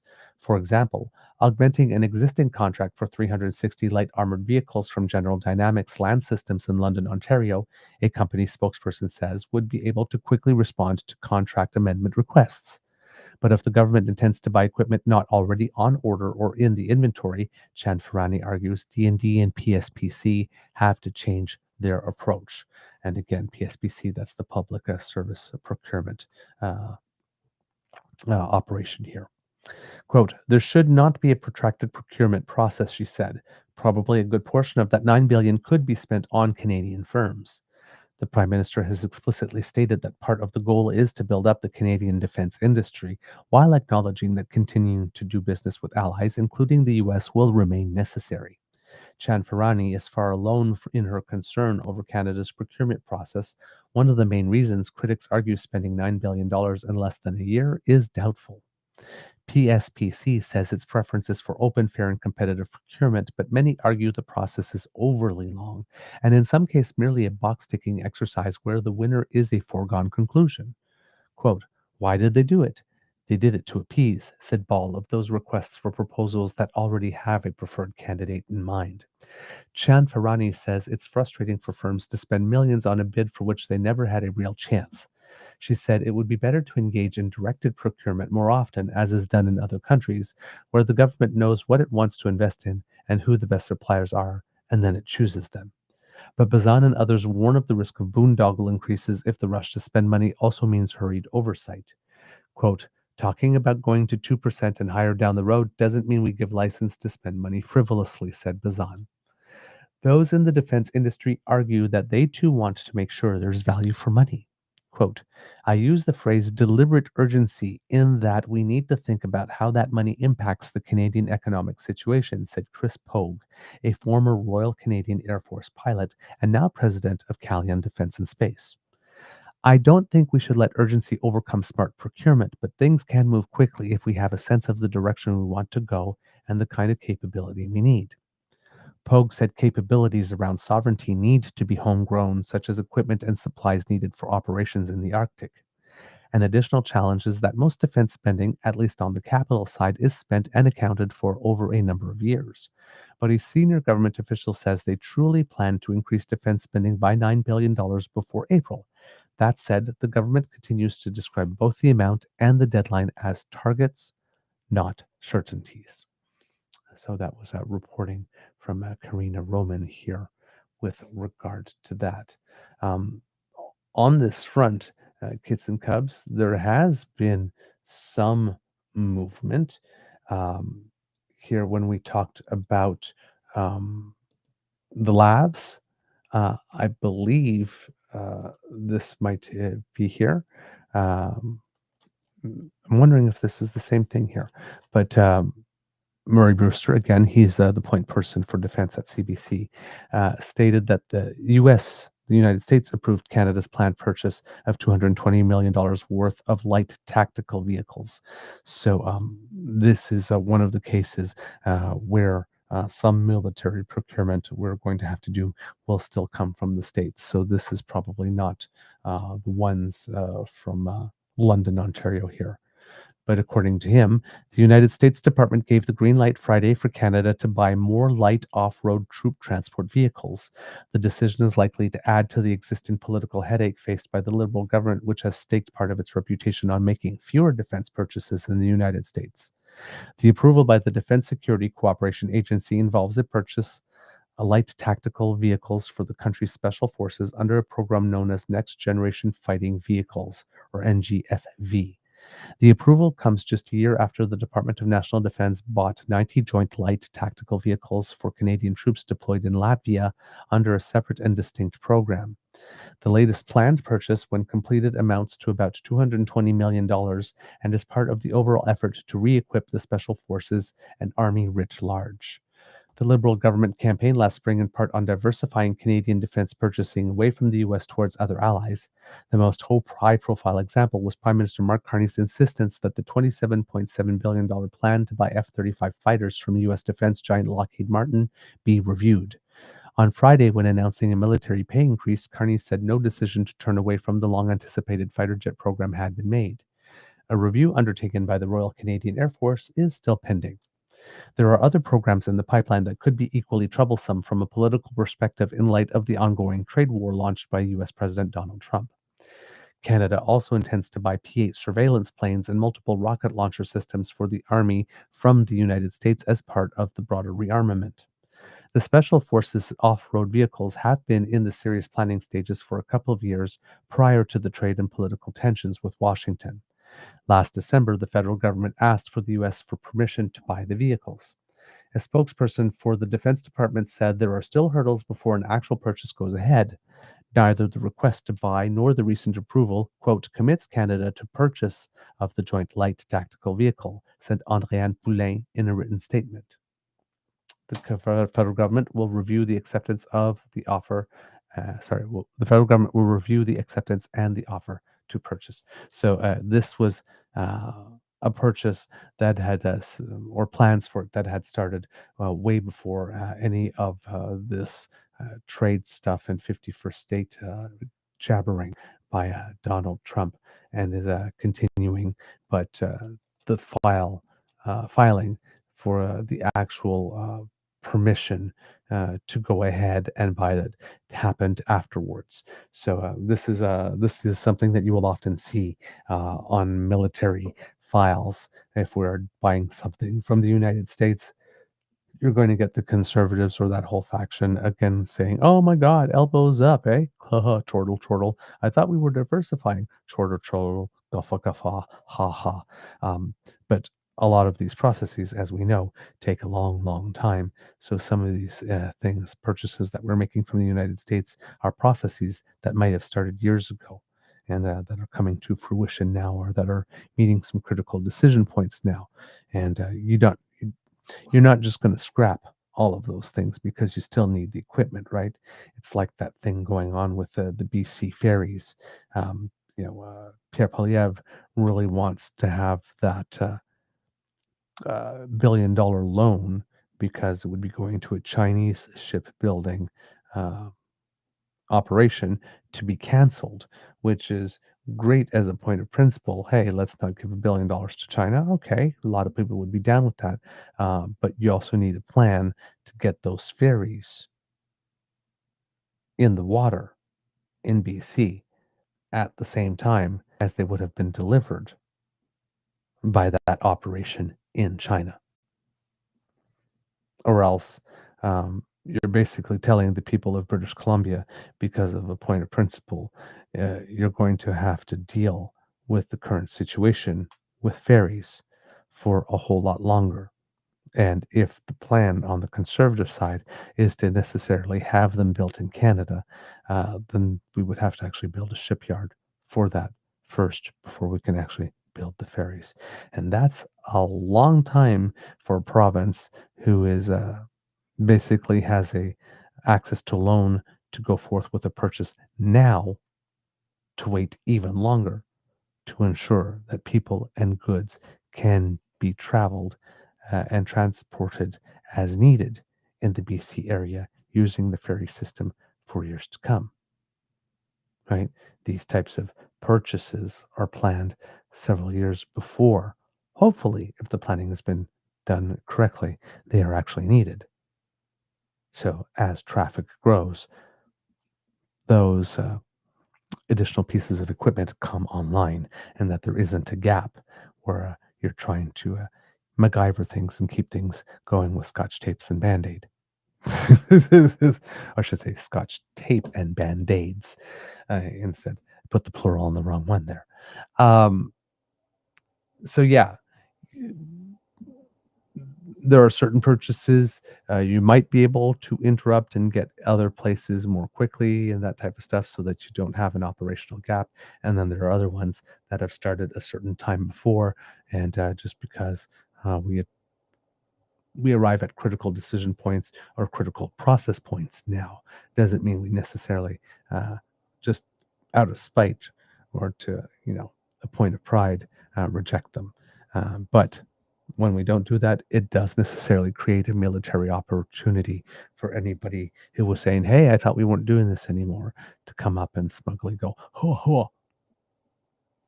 That's just going to come with the territory, and people will just you have to understand the civics of it, right? Military procurement, it's a problem for a reason, and the reason is that it takes too long. So if we're hearing about things now, it's probably something that took too long. to get where we are now, which necessarily, logically, means started way before Trump 2.0. All right. Let's see. Do we have anything else here, kids and cubs, today with regard to that? I think I might have one more. Yes, I do. Here we go. One of the other things that we had been talking about that might be a good way to get some money out the door has something to do with drone technology.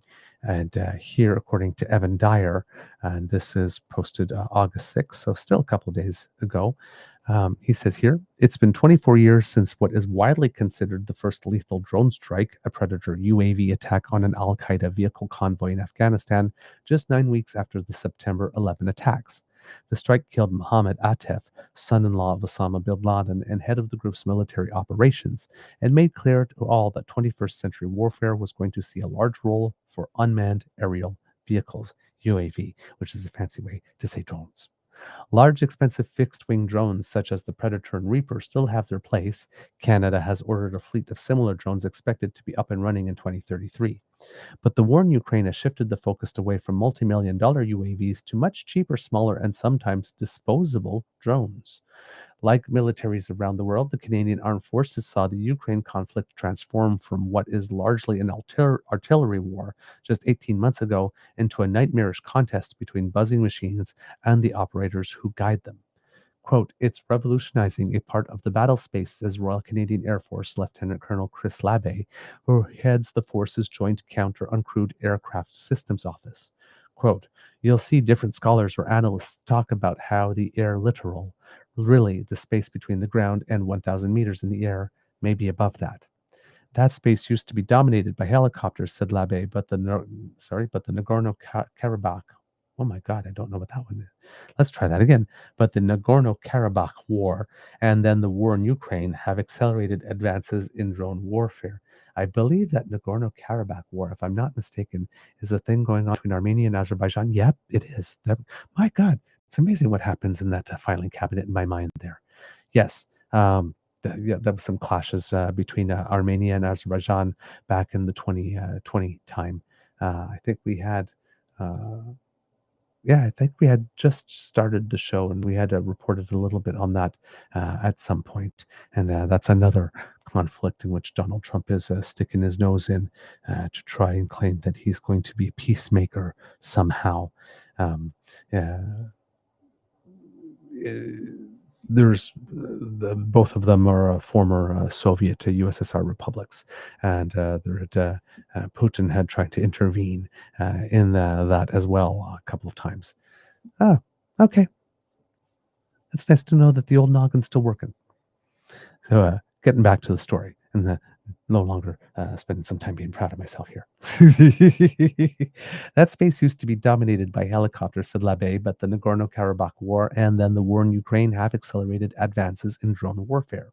The Canadian military is determined to keep pace with that change, he said. Nearly everything about smaller drones represents a change in direction in military thinking and industrial production. For decades, procurement has trended towards even higher prices and longer timelines. The F-35, for example, is a weapon system so complicated and expensive that multiple countries had to buy in and invest in advance. Drones don't need giant factories with sophisticated production lines. Pardon me. Sorry, I just yawned there. Drones don't need giant factories with sophisticated production lines. Instead, said Tom Barton of Jane's Defense in London, Ukraine has decentralized production into small workshops. Quote, some of the ways that guys in their garages are actually streamlining 3D printing and turning out quantities of these UAVs you wouldn't have thought was imaginable up until now, Barton said. He says the Russians have also farmed out 3D printing and fabricating to an army of home-based engineers. Their wide distribution makes it impossible to shut production down through bombing or missile strikes. Labbe says the Ukrainian drone builders are also experiment and share results, driving rapid improvements in surveillance and strike capabilities. Quote, the speed at which that innovation happens is absolutely blistering. Labbe said that to further spur innovation, Ukraine has instituted a reward system for frontline units whereby those who have more success receive points that they can use to buy new drone-related kits online. The Canadian forces would like to capture some of that same innovative energy, and to that end have issued a series of challenges to Canadian drone makers through the program Innovative Solutions Canada, ISC. The industry has noticed the change, says Philip Reese, CEO of Indro Robotics, in both the amount of money up for grabs and how quickly the government reviews submissions. Quote, they come back with some pretty well thought out questions, and then it moves through testing first and then procurement. A challenge currently posted by ISC invites makers to submit, quote, an attributable interceptor drone capable of attacking enemy drones from several hundred grams to several hundred kilograms that can operate from just above ground level to altitudes over 3,000 meters and reaching speeds in excess of 200 kilometers per hour. The language of the challenge invites designers to seek, quote, creative and innovative solutions for drone interception beyond contacting their target with an explosion. Examples of that new approach have already been tested at a site called the Sandbox in Suffield, Alberta, including a successful test of a directed energy weapon that caused a target drone to burst into bright green flames in midair and crash to the ground. Another interceptor drone tested at the Sandbox hovered above its target and dropped a net, ensnaring the propellers of the target drone. Another area of furious research and development inspired by the Ukraine war is the command and control of UAVs in a battle space where radio and even GPS signals are easily jammed. The Russians were the first to realize that they could defeat jamming by attaching spools of fiber optic cable to their drones. Command signals travel along that hair-thin filament rather than through the air where they can be jammed. Ukraine recently flew a drone with a 50-kilometer long fiber optic spool. Those innovations in turn drove innovation in the counter-drone world, said Reese. Quote, now they're doing more kinetic response, he said. Radio and GPS jamming just doesn't cut it anymore when you've got a drone that's got fiber optics. So that's definitely been moving forward very fast. Canadian drone development is not confined to the air. The Navy adapted its Hammerhead naval gunnery targets to create an explosive-laden marine attack drone. It was tested successfully and explosively last month. Labe said Ukrainian drone and anti-ship missile operations in the Black Sea are an incredible achievement that speaks highly of the potential of uncrewed systems. He says a current interest is in the area of mid-sized aerial drones weighing hundreds of kilograms that can evacuate a casualty on a stretcher or supply forward troops from rear areas. Wow. Jeez. That would be some pretty interesting technology. And Reese said his company is experimenting with land-based drones that can move faster than a car and work with air-based drones for reconnaissance. They can also go ahead and set up mesh networks so secure communications that can't be hacked and can be moved forward, he said. One of the advantages of drones is that they often cost a lot less than their targets, acting as a battlefield equalizer against opponents with greater strength in vehicles, aircraft, and vessels.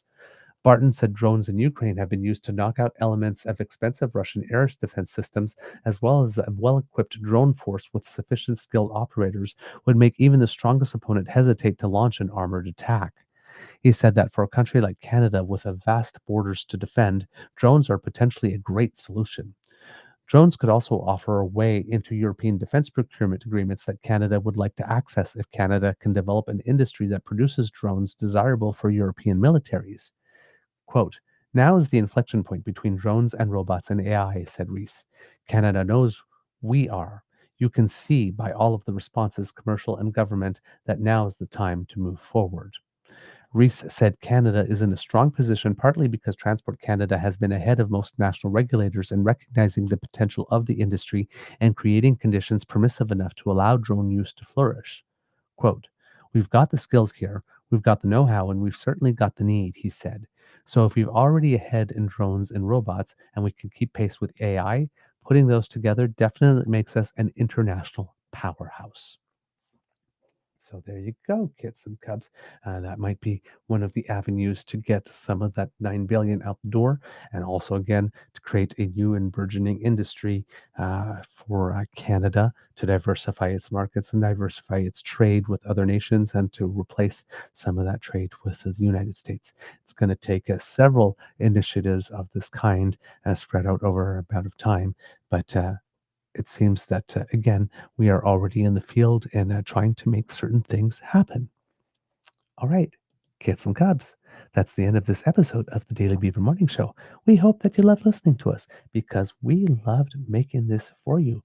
Remember, sharing is caring, and word of mouth is priceless. So please tell your peeps and poops all about us. We really appreciate it when you do, especially when you share some content of yours, a thought, or even just a I like this as you are sharing it because you are influencers in your circle. And that type of advertising is priceless. So thank you for all your help in that. Now, kids and cubs, if you would like us to help you, because, hey, you might be a busy person who's on the go, who still wants to be informed, however. Well, you don't need to worry because thanks to the generous contribution of the Ray Girl, boom, we have Podpage. And if you scan that QR code, or if you're listening and you go to podpage.com/the true north eager beaver with a hyphen between each one of those words, when you go there and click subscribe, you can get the ears only version of our show, the podcast version. So if you need to be on the go, well, you just pop some earbuds in your ears and you take us with you because we are portable.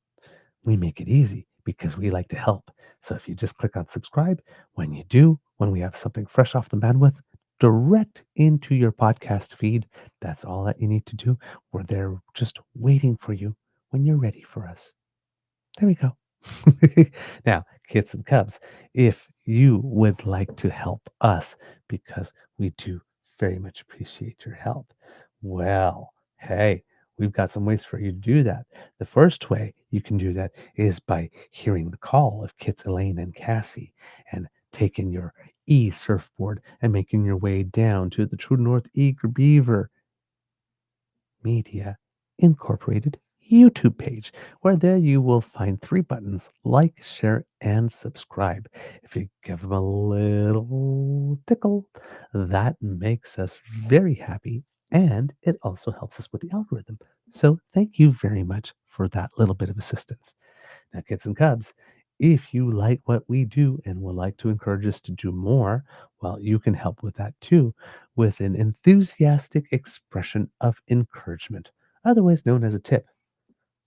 Watch me shake it. I'm shaking it. See me? See me shake? Yeah, shaking for tips.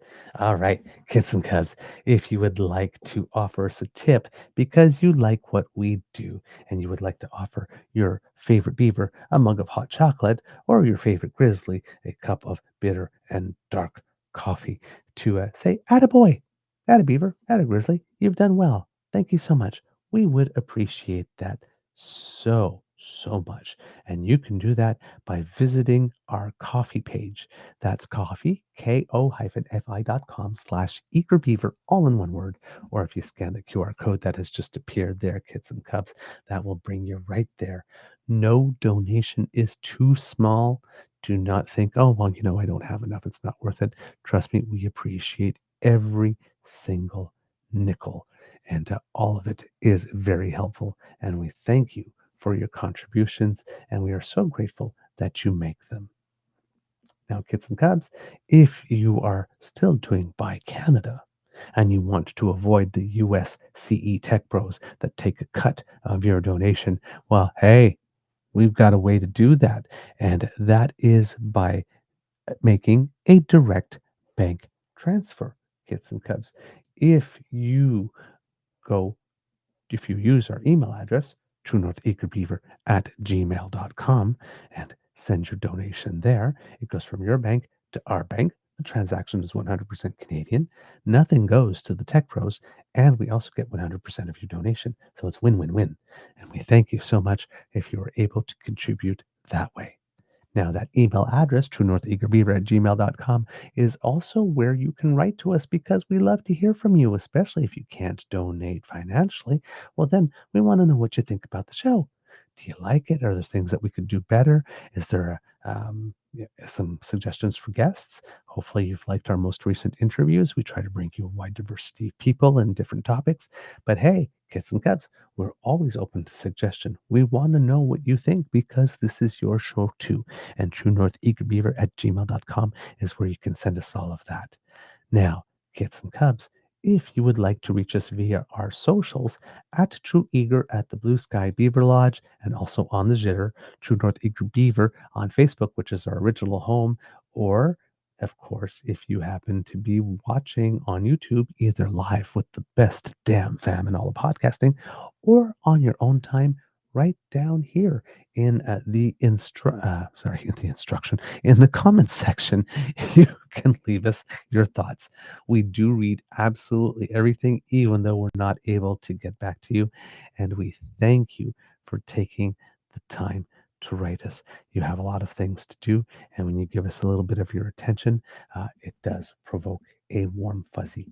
And please know, kids and cubs, even though we're not able to answer everything, we do read everything, and all of your contributions, either financial or in word, go back into the show in order to make it better. So we hope that you notice that when we do present our content to you.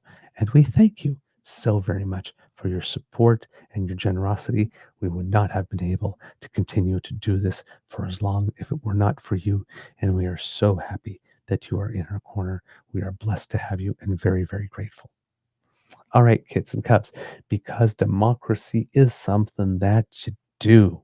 Hey, if you happen to be living in the province of Manitoba, well, you have a provincial by-election coming up in August, on August 26th, and that is very, very important. So, kids and cubs, please do what you need to do to find out about the candidates that are there and whether or not they might need some help, right? Phone banking, canvassing, or maybe at the election returns office, there might need some help as well. So if you are affected by the by election that's been announced for the riding of Spruce Woods in the province of Manitoba for August 26th, that's a way that you can do some democracy.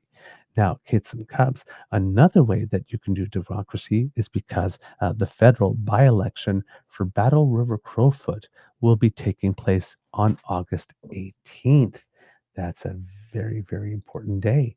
And yeah, you can help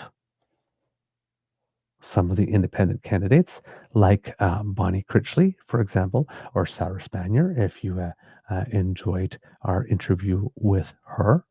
And you can do that by contacting their campaigns and making a donation. If you had not reached the maximum donation during the last election campaign of $1,750 for a candidate, then you have some contribution room and you can help them.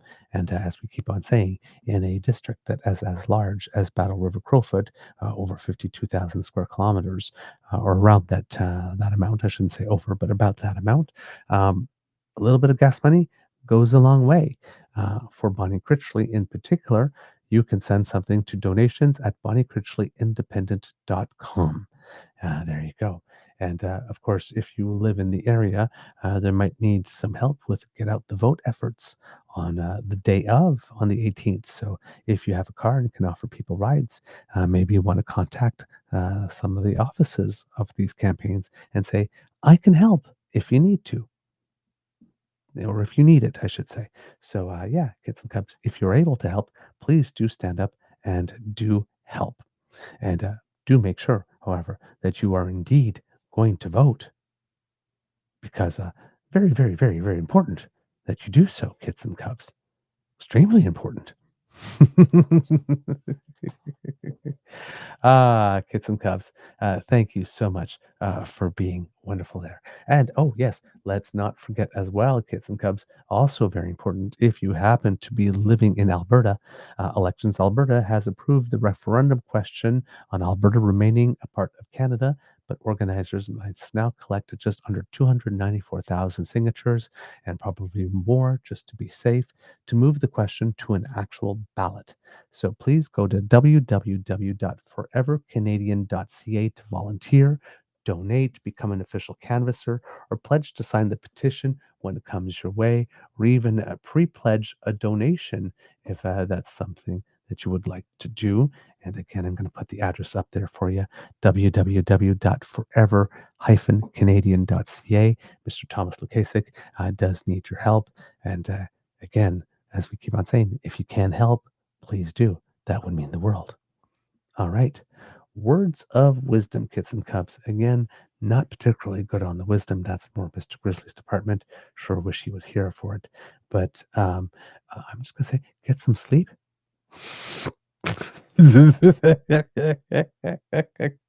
That's all I got for you today, because I didn't get enough last night, and as you could tell, had a little difficulty managing my mouth today. So that's my advice: get some sleep.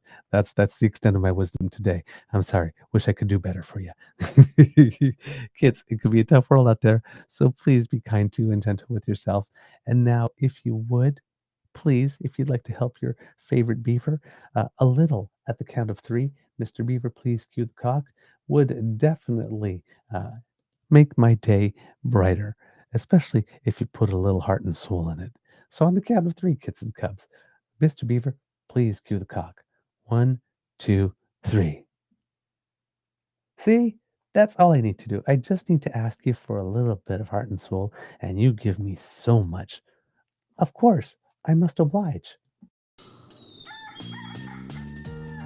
You are listening to a True North Eager Beaver Media Incorporated podcast. The True North Eager Beaver podcasts are proudly brought to you by our founding sponsors, the Misfit Mysteries from Corvid Moon Publishing, your source for science fiction, fantasy, and cozy mysteries featuring a broad diversity of characters. CanadianTarot.com, their uniquely Canadian online eclectic tarot community, and the Peppermaster, hot pepper sauces made from farm-fresh ingredients to thrill your taste buds and expand your mind. We are grateful to the Crier Media Network for its support, Pete Jarvis for our artwork, and Paul Joseph Something for our opening and closing sequence music.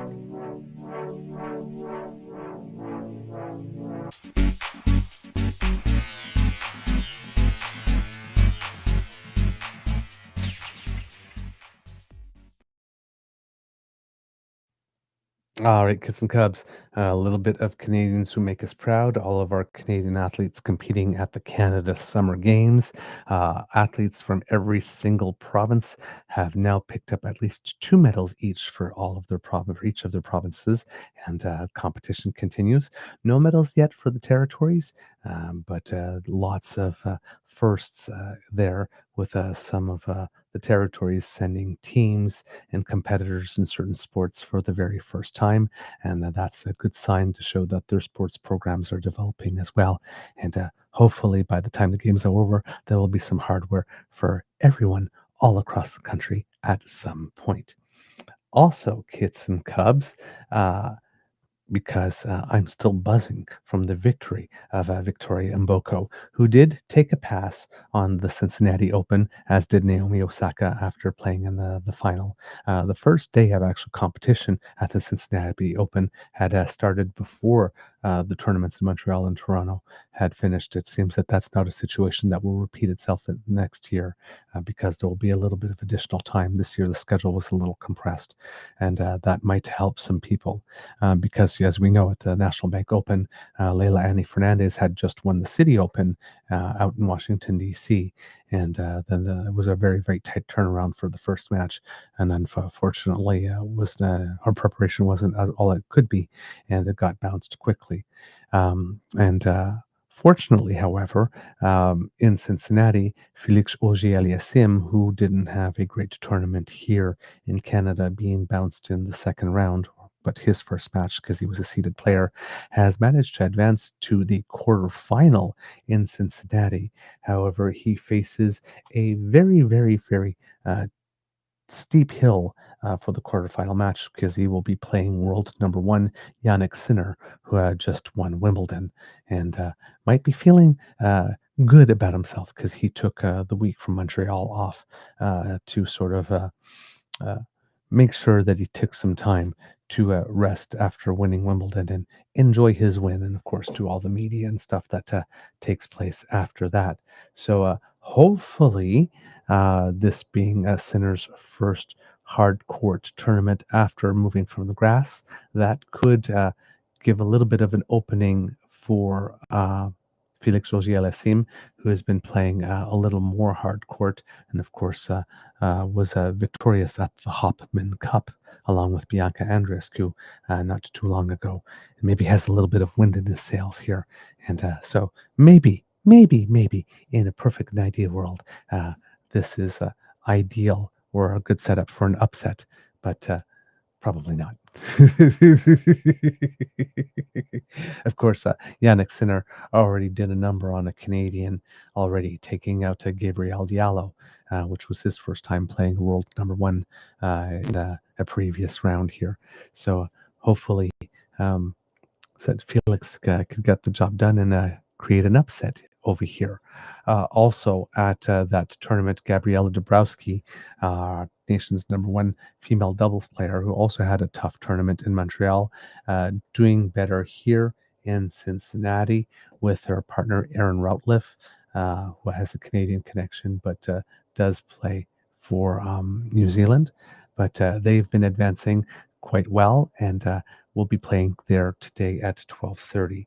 Also, Liam Draxel, Alex Galarneau, who both had some impressive runs at the National Bank Open, impressive performances, are playing at a tournament in Cancun, and hopefully they will do well to help advance their rankings. And there's a surprise in here. Cleve Harper, who's a double specialist, who isn't even ranked in the top 1,000 in singles, got through the qualification rounds to the main draw, which is pretty good. That should help him a lot.